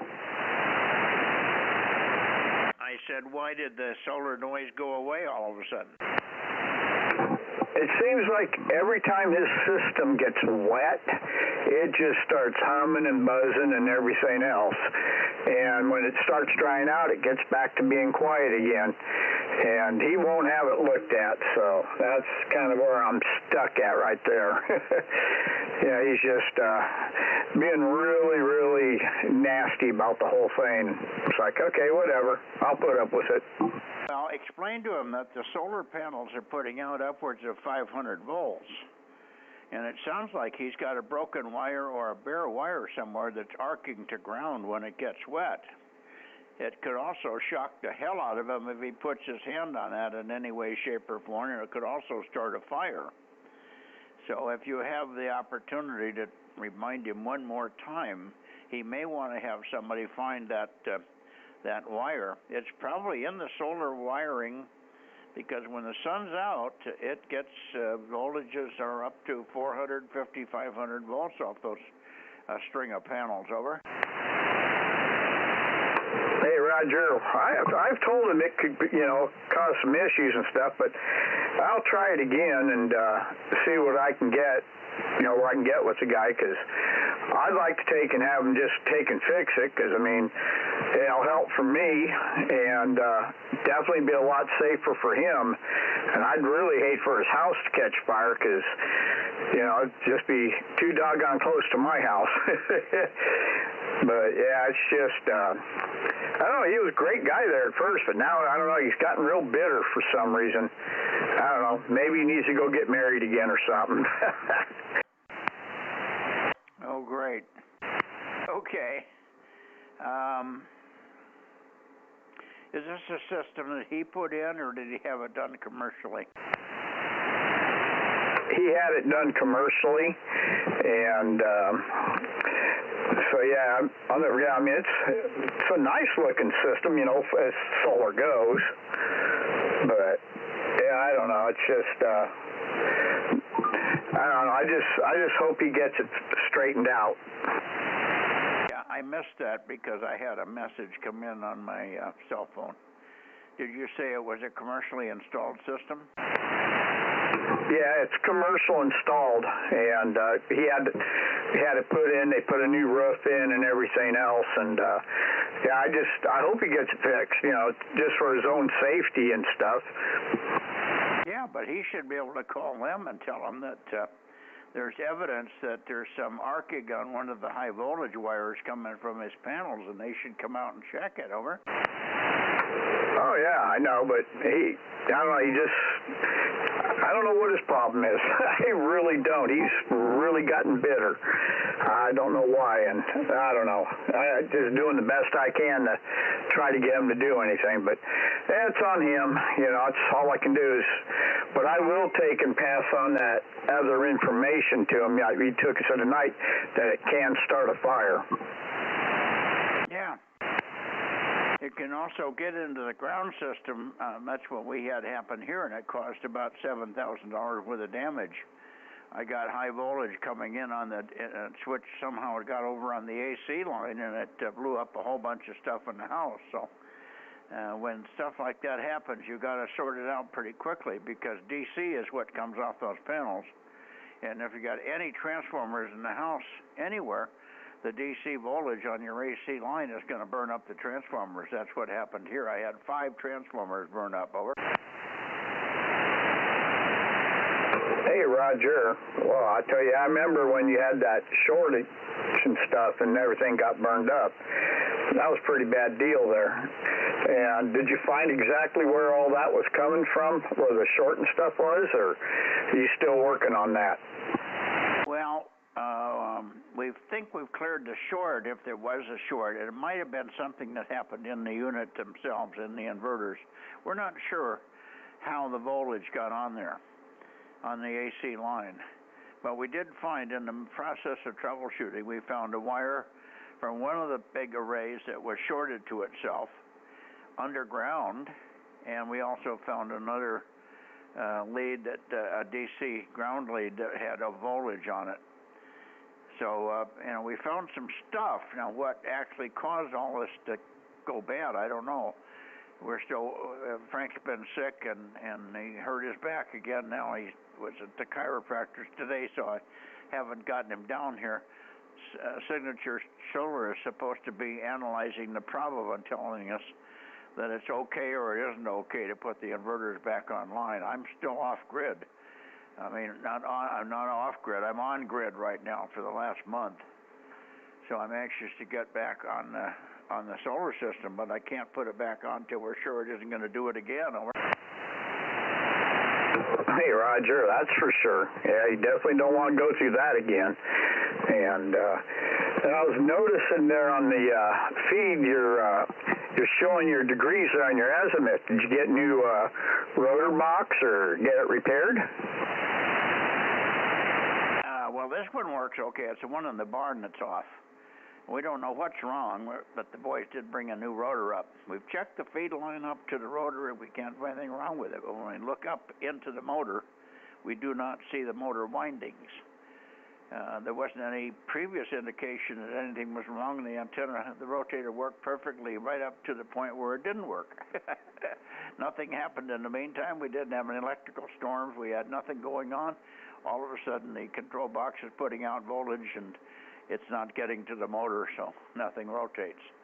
That's the best I can tell you. So we'll find out more when we pull the old rotor out tomorrow and stick the new one in, and then they'll do a failure diagnosis and a repair on the one that's up there now. Over. Hey, Roger. Okay, well, that's good. At least you got it, or it's got mostly figured out and stuff.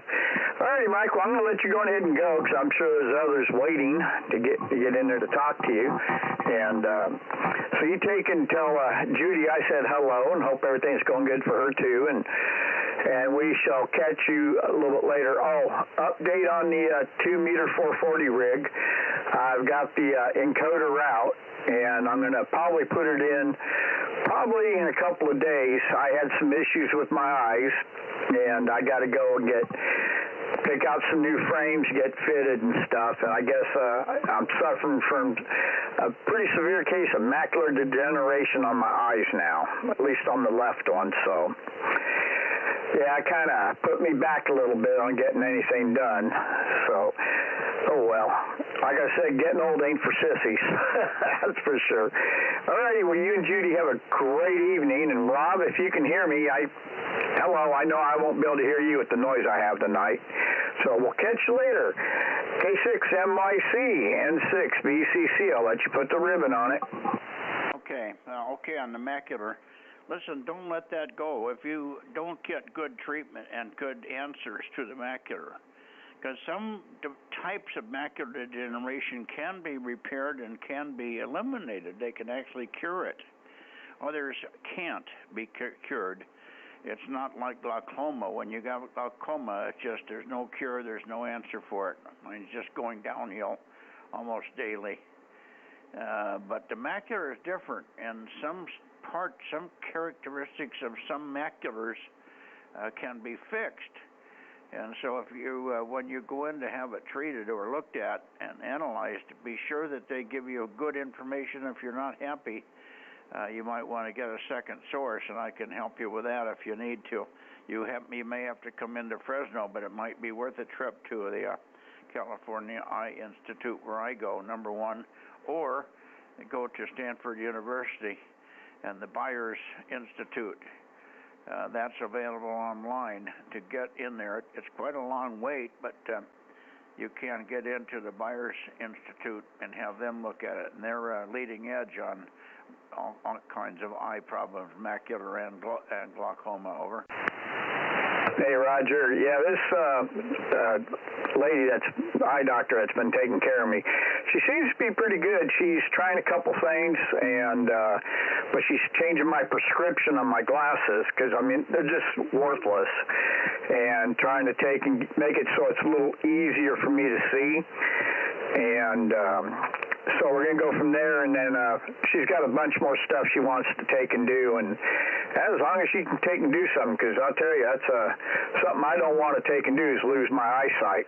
But I'll tell you what, I'd rather go blind than go deaf, because I go deaf, I can't hear my radio.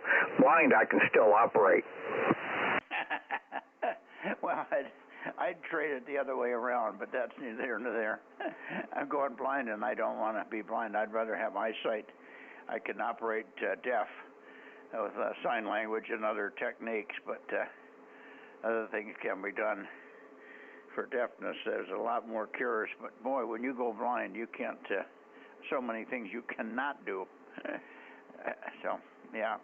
Well, as long as you're getting good treatment, but just if you're not satisfied, let me know, and we'll see if we can help you get in front of other people there. Take care, Merle, 7-3. N6BCC will be anxious to hear you on 2 meters one of these days. Hopefully you can get running by the weekend for the contest. It is an ARRL contest this weekend coming. Starts at 11 o'clock on Saturday morning, goes to 8 o'clock Sunday evening. And we sure would enjoy having you in there, at least on 6 meters. 50.125 should get pretty active on sideband. 7-3, N6BCC, K6MYC. 7-3. Now, N6RO, N6 Radio Oscar. Are you copying me, Ken? Oh, yeah. K6MYC, N6RO, Bozo 835. Right after the 220 issue, I noticed that the output from the inverter, our transverter, was about 1/3 of what it's supposed to be. So I think it'll be working by the contest. My chief engineer will check it out tomorrow. And I share the same issues as BCC and you. My eyesight's getting worse, but I do have the first cataract surgery coming up in about 3 weeks, so that should help. It's very difficult to see fine print.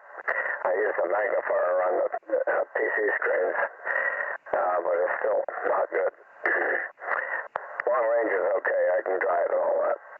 And hearing-wise, I finally got a pair of hearing aids that sort of work. So we're making progress on both issues. 6NYC and 6RO. Okay. Very good. Okay, on the cataract, you mentioned that the other day, and I was going to mention there's some lenses out there that will give you diopter, so you can get rid of having reading glasses.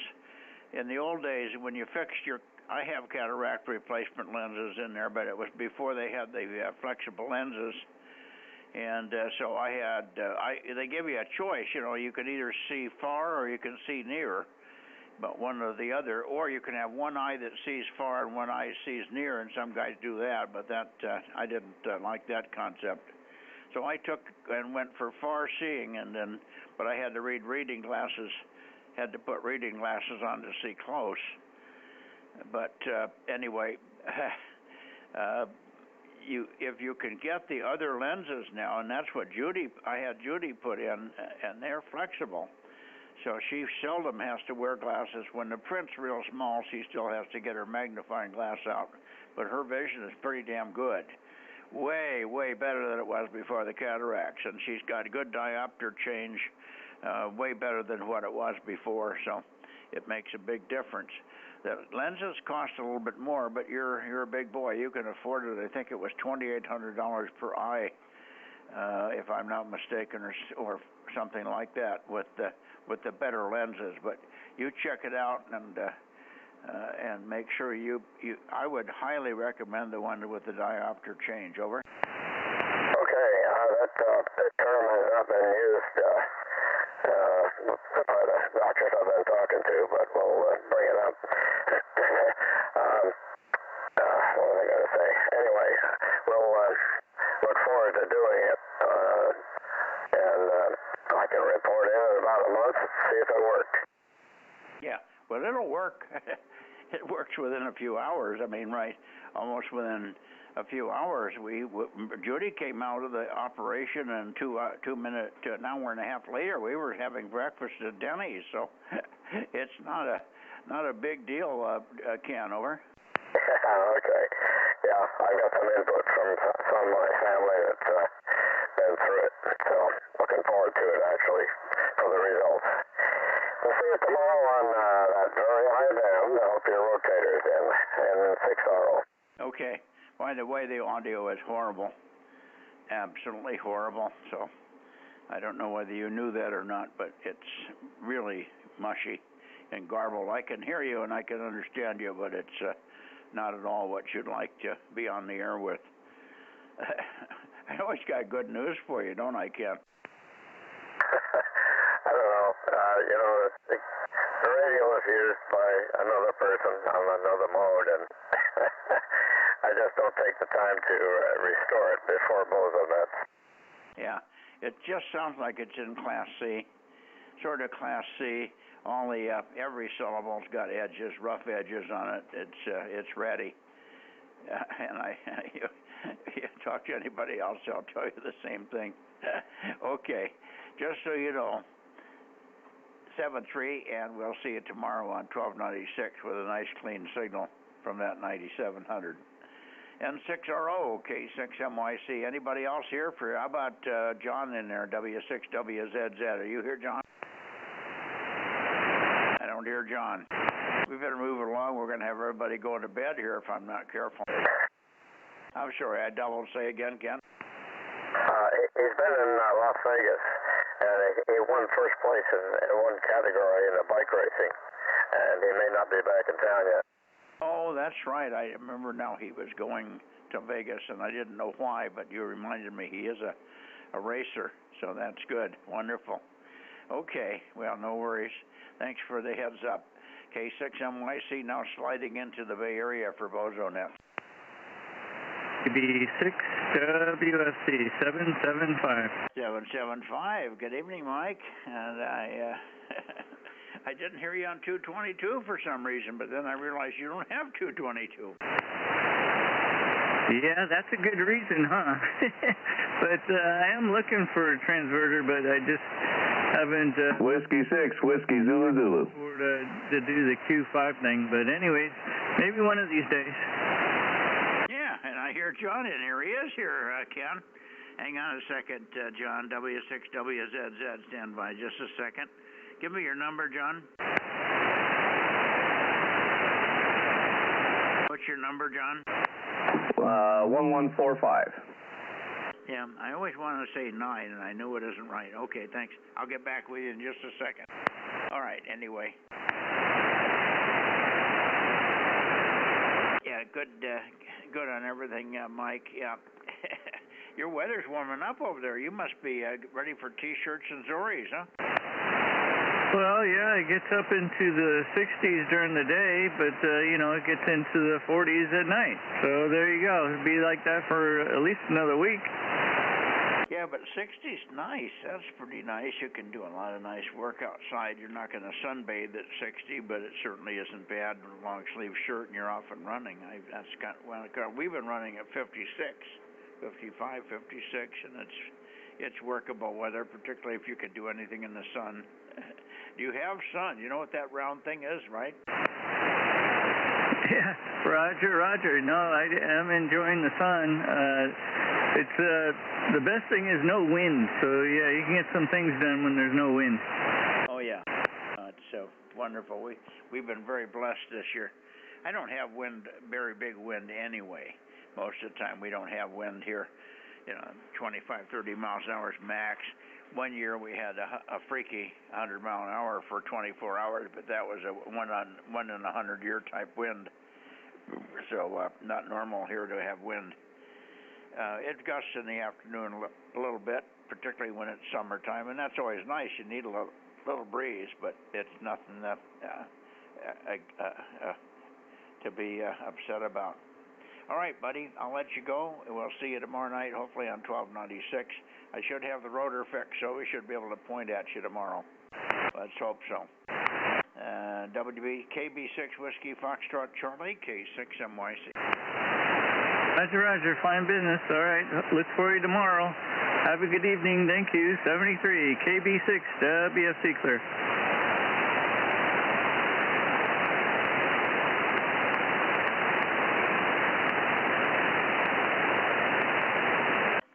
I'm down into the Bay Area here. Bay Area, Bozo Net, 6 meters. Anybody left here? K6MYC.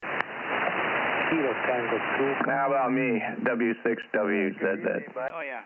Okay. WB6WNI. I got 3 of you. KT2G, hang on a second, Mark.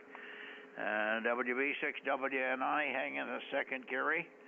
And let me finish up with John here, W6 WZZ, and I hear you won a couple of races or something down there, over? Yeah, roger that. I went to Las Vegas and had a national there, and the first big race of the year.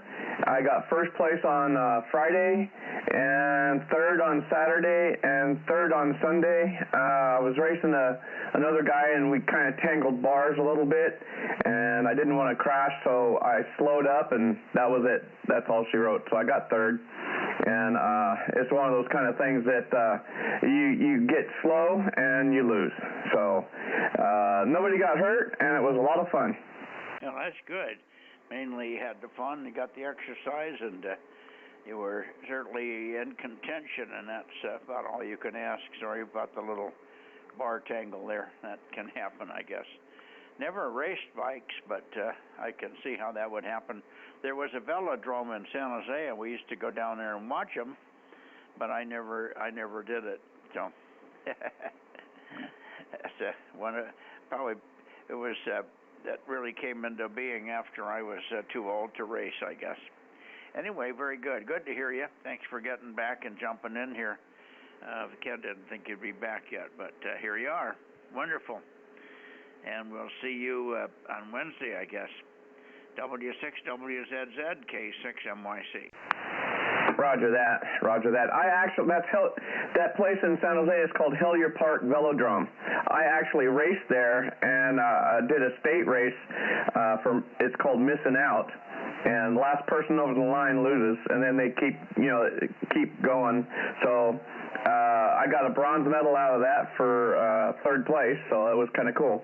I love bike racing. Anyway, I'll get back out of here and let the channel roll. K6MYC, Whiskey 6, Whiskey Zulu Zulu. We're clear after your final. Yeah, well, that's right. It was Hillier Park. I mean, I'm going to believe you that it was Hillier. I know that Hillier Park is up there, and that seems to ring a bell. But yeah, and I think I went there 5 or 10 times and watched the races. But I'm pretty sure you're right. Hillier Park sounds like the right one. Congratulations on that too. Missing out, huh? Okay. 73 John, K6MYC. Bye-bye. 73s. Okay, and let's see, Mark, let me hang on a second. Let me get Gary in here. WB6WNI, K6MYC. Good evening, Gary. Good evening, Mike. Yeah, good signal tonight. It's, like I said, band's noisy, but you're coming in very well. Not much since we talked yesterday. Just curious, were you talking about the San Jose Speedway back to you? He was talking about the velodrome where you race bikes. It's in Hillier Park, I think. Over. Oh, yes. Oh, I did that as a kid. Yes. All right. That one I know for sure and have been there and done that. Like 50 years ago, 50. Anyway, Mike, I'll let you get on to Mark, and then I'm still doing dishes, so isn't that lovely? Anyway, 73 for now. K6MYC, WB6WNI. Yeah, John's quite competitive. He was just over in Vegas, and he scored big time over there. He was second, third, and probably would have won one of them, got tangled up with some other bike handles and had to slow up, and you can't do that for more than a second, and you've lost your place. He's very, very competitive, so that's interesting.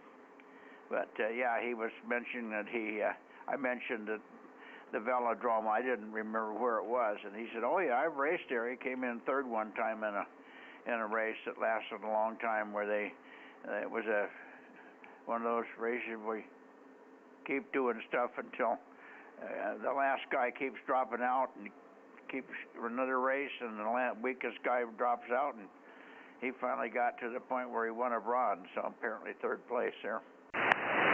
So yeah, very good.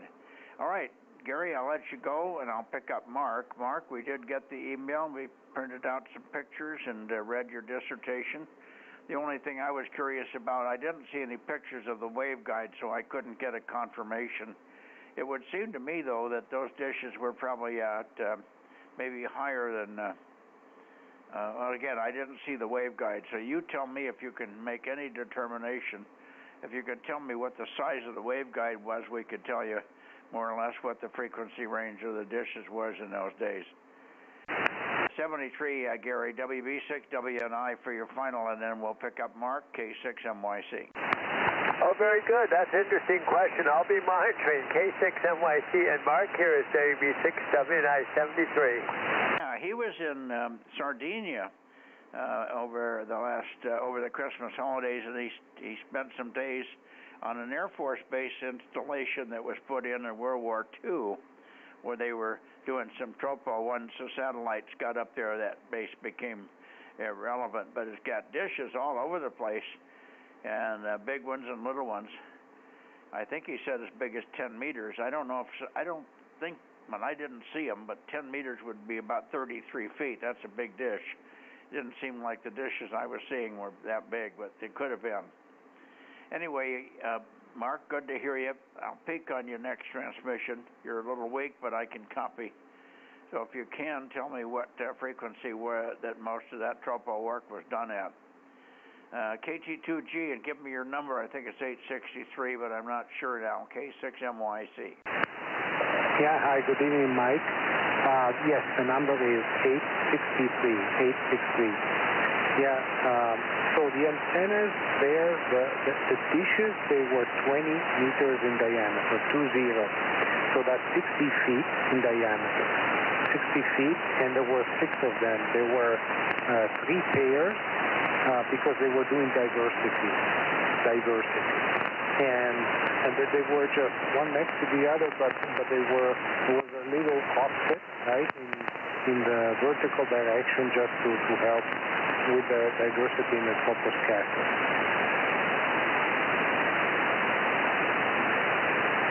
Okay, those are huge, 60 foot, 20 meters. My God, it didn't look like they were that big. That requires a huge structure. With a solid dish like that, the forces on a solid dish at 60 foot beamed down the horizon are horrendous. It didn't look like they were being held up by very much, but you were there, you saw it. I can't see this backside of the dish that well to be sure, but that's huge. Anyway, did you get a frequency cut on the waveguide over? So I probably need to send you a couple of other photos where there's my son standing next to one. I think one of the photos there's a car I was using that I parked it just next to the dish. So that gives you an idea on how big the dish was. The dish is actually what they call a billboard dish. So it's many panels, right? Many rectangular panels that form a kind of a dish, right? A circular structure. The structures were, the base was concrete, and then there was steel girdle, right? For lack of a better term. And yeah, they've been up since the 60s, so they are, 60, 70 years old. The waveguide is gone, right? It was removed, but the waveguide cage, the one that was holding the waveguide, so it was like like a cage that was meant to house and to cover the waveguide from the snow or from the wind. That was about, say, 2 to 3 feet in width. Right, but that was just a cage. I couldn't tell how big the waveguide was. Well, a waveguide at 1,000 or 900 megs would be maybe 3 by 6, 3 inches by 6. Wouldn't be much bigger than that. A waveguide basically is a half wave in the long direction and a quarter wave in the other direction. So it's rectangular, obviously. 3 by 6 or 4 by 8 or dimensions like that. We had 400 meg waveguide at Stanford, and it was about 10 inches by 5 by 10. So, and that was at 400. So if you divided those numbers in half, it'd be 2.5 by 5. So in the neighborhood of what I suggested. If it was at 900 megs. So your cover probably was way, way bigger than the waveguide itself. And I guess the feed horns were all gone. You didn't see any evidence of a feed horn or how the hell the feed horn was held in place, right? No, the feed horn were not there, but let's say the boom that was holding up the feed horn, that was there. I read different articles. The frequency was either around 400 megahertz or 900. So I'm surprised, there's not enough literature on that. But in the article that I did send you, apparently there was a guy that worked in a similar station. There were about 20 of these stations in the Mediterranean Sea. he sent some photos of what it looked like back in the 60s, right, in the late 50s, early 50s, and yeah, it was impressive, but none of the photos showed the waveguides, unfortunately. Yeah, unlikely that it was at 400. That's big waveguide. You know, that's big stuff. It takes a, you know, we had that at the Stanford dish because we ran 400 megs and we ran 49.8 megahertz simultaneously with the 400 megs. There was a frequency relationship there, and they watched for Doppler and path loss differences and stuff that were affected by the number of electrons in the path between those two frequencies. And so that's how we were trying to plot with the dish and the Pioneer spacecraft that we were actually in an expanding universe. We assumed that there would be more electrons streaming off the backside of the Earth in the direction that we're coming from than there would be on the front side of the Earth as it's speeding out in the expanding universe. And I guess they proved that. So it was another way to prove the expanding universe concept. Mark, over. Wow, yeah, interesting stuff at Stanford. Yeah, no, but the station there in Sardinia was impressive. What was even more impressive is that, you know, I saw that there was a network and there were about 20 of them, right? And I saw photos and they were all, you know, all these dishes were very similar. You know, they were all 20 meters, you know, 60 feet in diameter, built in very much the same way. There were some in Greece, in Turkey, in the Balearic Islands of Spain, Gibraltar, some coastal stations in mainland Italy. So it was really a network. And this was, apparently the reason why they had this was to ensure communication would not be jammed or disrupted. Apparently, with all those big dishes, they only had 12 channels. Can you believe that? Only 12 channels. I'll be darned. Anyway, thanks for the pictures. It was very interesting. Yeah, I saw the picture of the car. I have to take a look, honestly, a little bit closer at the pictures. We did it in the middle of the afternoon, and I was in between things, so I didn't take a lot of time to look at the pictures. I'll take a little more time. It's sitting in the room next to me here, and I'll have one more look at them and see if I could get a correlation to the 60 feet. We had 60-foot dishes at Stanford, and they were pretty big. I did my first moon bounce with a 60-foot dish at Stanford. We threw a feed in it. It actually had a log periodic feed in it, or it was a helical feed, I guess it was, that worked at... no, it couldn't have been. It had to be a log periodic feed because we did it at 2 meters. The helical would have been too big, as I recall. But anyway, we did use the 60-foot dish at Stanford to do that. I don't know if that dish is still up there or not. You can't drive to it unless you can get on the property up where the big 150-foot dish is. It's about a half a mile to the east of where the 150-foot dish is, where the 60-footer is. The Amateur Radio Club used to have a facility there in the building, and they had their Amateur Radio Club there, but they got very ornery with each other, and I don't think the club has stayed together very well. Everybody's arguing with everybody on how to do things, I guess. So it's not very active. It'll be hard to believe that it'll be on in the contest here. I think it's W6YX is what it is. I think that's the Stanford Radio Club call sign, W6 Yankee X-ray, over. Yeah, I do believe I recall another smaller dish in Stanford. That's probably the one you're talking about.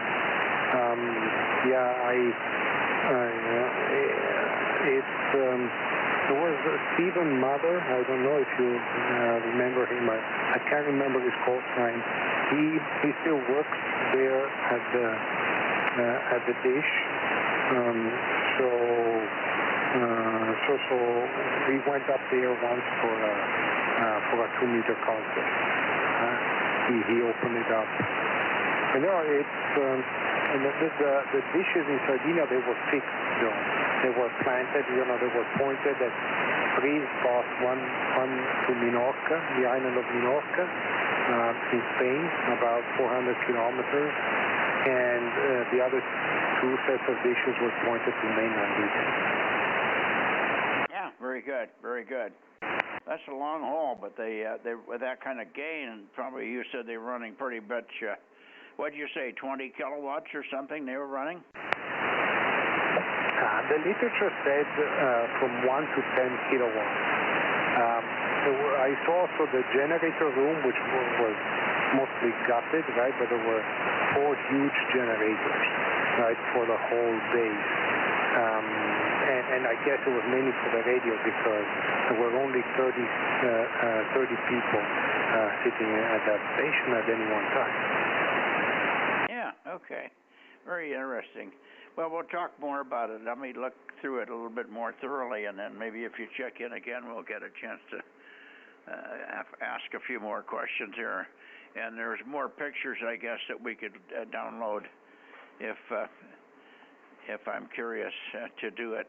The problem is my eyesight is so poor I can't see much detail, Mark. That's my limitation. If I could see good, then I would be able to answer a lot of my own questions there, except for the waveguide size. But from what you recall, 400 or 900, that makes sense. 400 is still good tropo stuff. 900 is, obviously the dishes have a lot more gain at 900. At 400, they're okay. I think they're in the 30 dB region, but a lot more gain at 960 or 940 or wherever they were. All right, let me let you go. We're just about done with the net here. I'm probably boring everybody to death because they haven't got the pictures. 73 KT2G, a pleasure. Thank you again. K6MYC. Thank you, Mike. Have a good evening. 73. Yeah, we'll see you tomorrow night on 1296. Okay. I'll try to be there. Thank you. Okay, who else do we have left in the Bay Area? K6MYC Bozo Net, 6 meters. Kilowatt Bravo 6, Julius Chicken Mike Bozo Net is 1192. I got 2 or 3 people talking. Did I hear you, Jim PQL? Yeah, I'm here. I caught you right in the fade there. You've been pretty good copy for most of the time, but faded right as I gave you a call. Anyway, in and out over here. Okay, I'm sure you were following the conversation. Mark was over in Sardinia over the Christmas holiday, and he visited this old U.S. Air Force base where they had all these dishes set up, and you probably were following some of that. If you want, I'm sure Mark would be happy to send you the pictures that I got. Very interesting array of dishes. Quite a big system for a tropo across the water back into Spain and into Italy there, over. Okay, well, I was in that part of the world. I spent a couple of weeks in Greece when I was in the Air Force, and my job at that time was repairing and calibrating test equipment, but we visited all the sites around Athens and, serviced the equipment up there, and of course they had the dishes on the mountaintops, and it was just basically a comm site, and also they were listening to the Russians, all that kind of thing going on during the Cold War. But that's some distance from Sardinia, but not really that far. Yeah, well, this stuff was all put up for World War II, and it was kind of obsolete by the time satellites came in the 50s. I don't think they did any over-the-horizon looks for Russia, but I could be wrong. Who knows what they did there? Anyway, but quite a unique facility with big dishes. Those 20-meter dishes, those are big dishes. Quite a few of them. Each site had, I think, 6 dishes. 2 are smaller in the neighborhood of 10 meters, or maybe a little smaller, 8-meter dishes, something like that, and then the big one. Anyway, interesting stuff. Interesting part of history there. Unfortunately, it's been ravaged all the equipment's gone, everything's gone. Just the dishes remain because they probably don't know what to do with them. Anyway, thanks for sticking around here. I heard two other voices, so who were the other ones that were in here? K6MYC, go ahead. Kilo 6 Yankee Lima Hotel. K6YLH. Okay. I don't know who your Bozo number. Are you a Bozo number? A Bozo member? Let's see, it's 916. Yeah, very good. And the handle? My name is Mike, down here in Fresno area, over. All right, real good, Mike. The name here is Jevin, Juliet Echo Victor Oscar November, and I'm in Watsonville, over. Yeah, I think we remember working you before. There, you're not too far from Alpha F6 United. Yeah, I've checked in a few times on different bands. Wish I could check in more often, but happened to be available this evening, and I thought I'll get on and see who's on the Bozo Net. Well, very good. I'm glad you did. And listen, there's an ARRL VHF UHF contest this coming weekend. If you could get on, it would be great. The contest starts on Saturday at 11 in the morning. Covers 6 meters through 40 gigahertz. So yeah, a lot of choices on frequencies. There'll be a loose activity starting at 11 o'clock. A lot of 6 meter and 2 meter activity on 432. At 7 o'clock, I'll get on 2 meters a little bit just to coordinate it, and then 222 will be, we'll start at 7:30 for half an hour or so, or however long it takes, and then we'll jump over and do 1296. I try to help guys get grid squares that they can't reach without some help, and telling people where to point and when to transmit and all that sort of stuff. So we've been doing that for a couple of 3 years, and it seems to be quite popular. I'm in a unique location here on top of the hill here, so I can help out in those respects. So 7:30 to about 9 when we get on 432, and I may even do a little bit of 902, but I don't have the 902 set up very much yet, and I'm running low power. I'll just do point to point to give a couple of guys some points, and that's it on 902 at least this time. Maybe in the summer I'll have a station more decently set up for 902. Anyway, Jevin, thanks for checking in here. K6YLH, K6MYC. Once I heard your name and it start to ring a bell. Go ahead. Oh, real good. I'd forgotten about the January VHF contest. Yeah, I'll try to get on if I can. The activity that you're talking about in the evening, will that be mainly just on single sideband, or will you guys be on CW or FM at all? Probably if you wanted to do FM. I don't do FM. CW and sideband mainly, but FM 222. What is it? 220. The hell frequency that they use on? I forgot what the frequency is for FM. But there's usually a lot of activity on FM. I just don't bother to get over there and do 220. I'm mostly there helping guys with single sideband and CW picking up grids. Over. Oh, okay. We're all good. I've got 2 meters and 70 centimeters for sideband, and 1296 as well, though I don't have an antenna for 1296 right now. I've got obviously 6 meters here, and then just a little vertical antenna for 2 meters, but for 220, but only on FM. Yeah. Okay. Well, there'll be somebody there if you come up on the other bands. You can probably get somebody to go over. You come up on 2 meters, you can usually get people to go from 2 meters over to 222 FM. They're happy to do that usually, so that's the place to coordinate that activity. Either 6 or 2 meters, and then take them over to 220 and work them on FM. I think it's 222.6, but I can't remember. Does anybody remember the national calling frequency, simplex calling frequency on 222? Does anybody on frequency know that?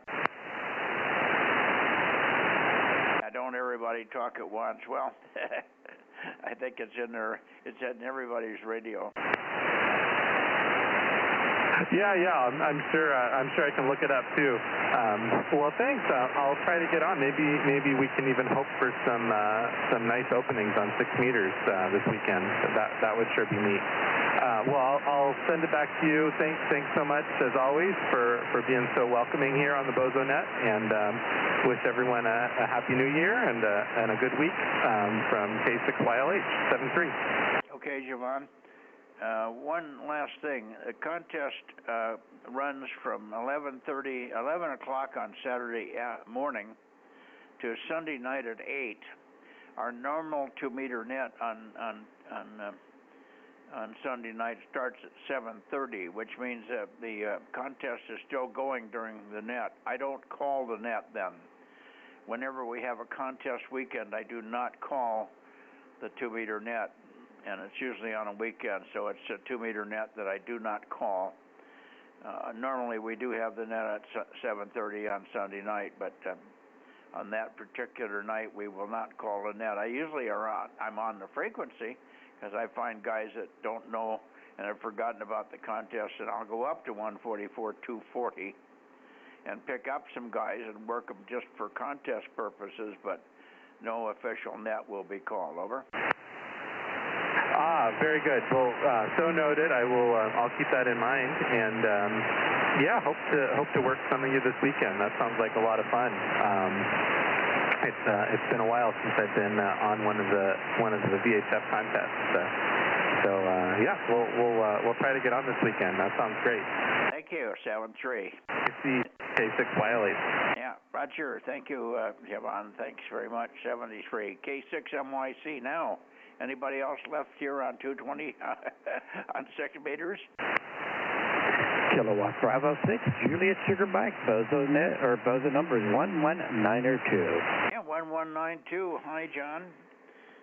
KD6JSM, K6MYC. Good to hear you. Thank you.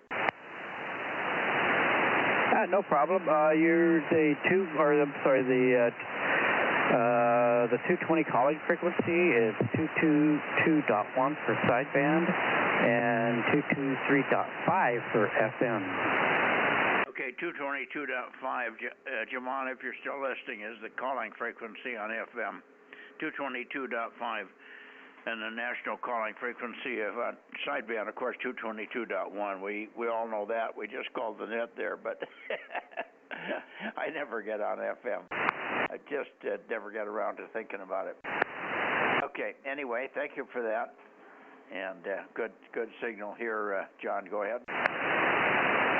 Yeah, no problem. Still only running 100 watts remotely from the radio. But yeah, you're coming in pretty good here, or two radios in Santa Clara, but I'm in actually San Jose. Go ahead. Yeah, well, either way, we are pointing into that area. So yeah, you're doing fine. You always have a good signal on 6 meters. You're a little bit intermittent and readable usually on 2, but not as solid as you are here on 6. So there you go.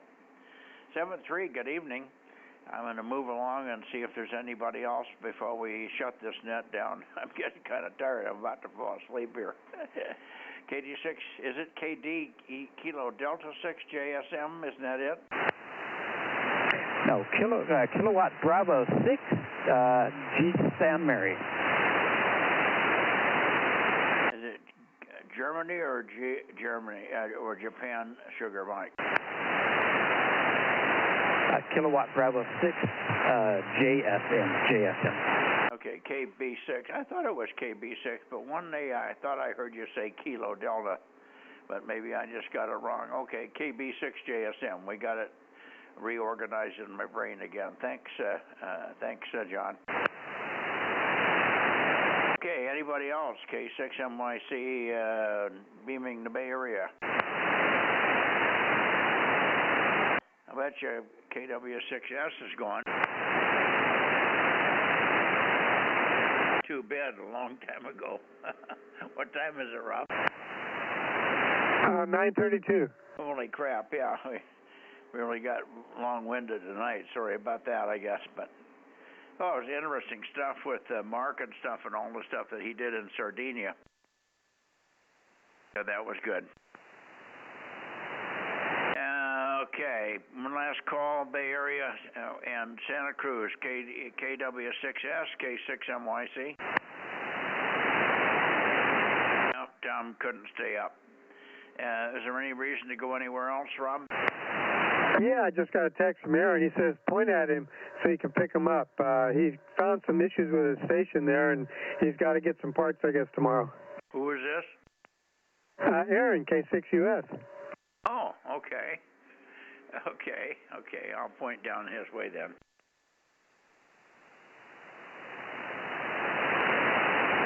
Aaron, make noise so we can peek on you.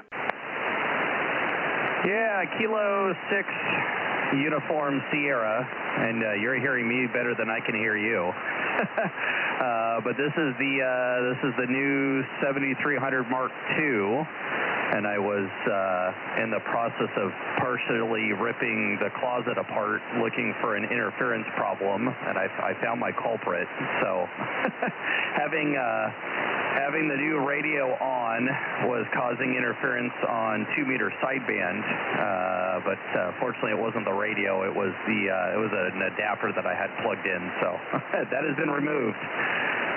But here you go, brand new radio on the air for the. I think it's the first time I've been on 6 meters. K6US, 1079 and Bozo 1100. Okay, and maybe one night this week later we can try 902 when I get it hooked up here. I have to wait for Frank to get here to do a little bit of wiring for me, but I've got the antenna out and we'll probably set it up so I'm pointed at you and John or somebody down that way. And we should be able to hear each other. And then I'm going to, on Saturday night, I think I'll point it up toward Vegas and work, or not Vegas, but point it up toward Nevada and see if we can work Daniel up there. K6US in the group, K6MYC. Oh, very good, Mike. Yeah, maybe before Saturday I'll get up on the roof and point that antenna your direction, because right now I have it pointed down at DMO5, but of course John's not going to be down at DMO5 for January's contest. But I have it pointed in that direction just to, for June and September. But yeah, to work you, I'd have to swing it around probably about 90 degrees. But I'll see if I got time to do that before Saturday. Yeah, well, I'm not sure where to point. You could point where you normally get me best on 1296 or something, and that'll probably work. Right, yeah. I would just need to point it the same direction that I have the 1296 antenna, which is kind of a split between you and Rob, but that'd be more of, the right. Right now you're off the side of the beam. Yeah, well, I don't know where I'm pointed at 270 or something here. I just kept rotating until you came up strong. You were good copy even when I first turned it to you. All right, we're out of here. Good night, all. I'm tired. Long day. I did some work outside today. I was disassembling some, I don't know what these were. They were big I had two 12-foot 2x4s side by side with like a cover of 1 foot wide plywood on these things, and I don't know what I used them for, but they were just awkward to maintain and keep out of the way. I was forever tripping over them. So I thought, screw it, I'm just taking them apart. I don't know what they're for anymore. So I spent all afternoon doing the braille bit with trying to find the screw heads.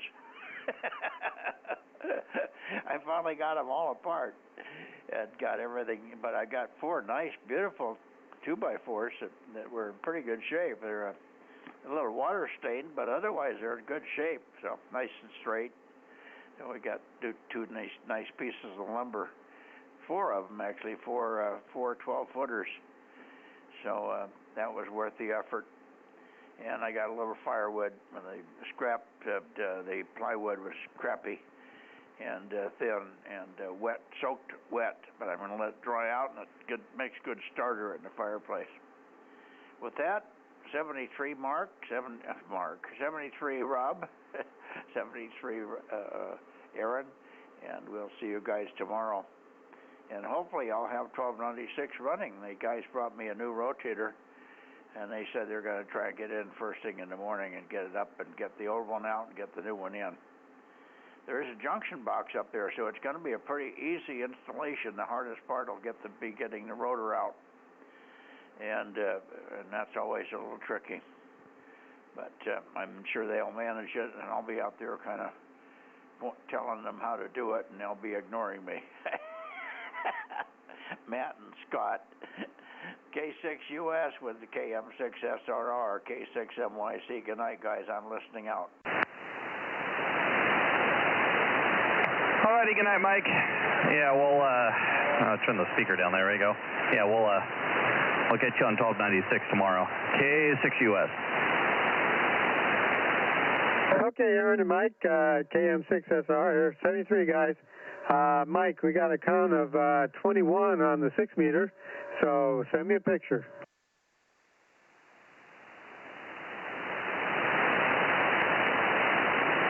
Okay, we'll do that right now. Good morning, good evening all, K6MYC.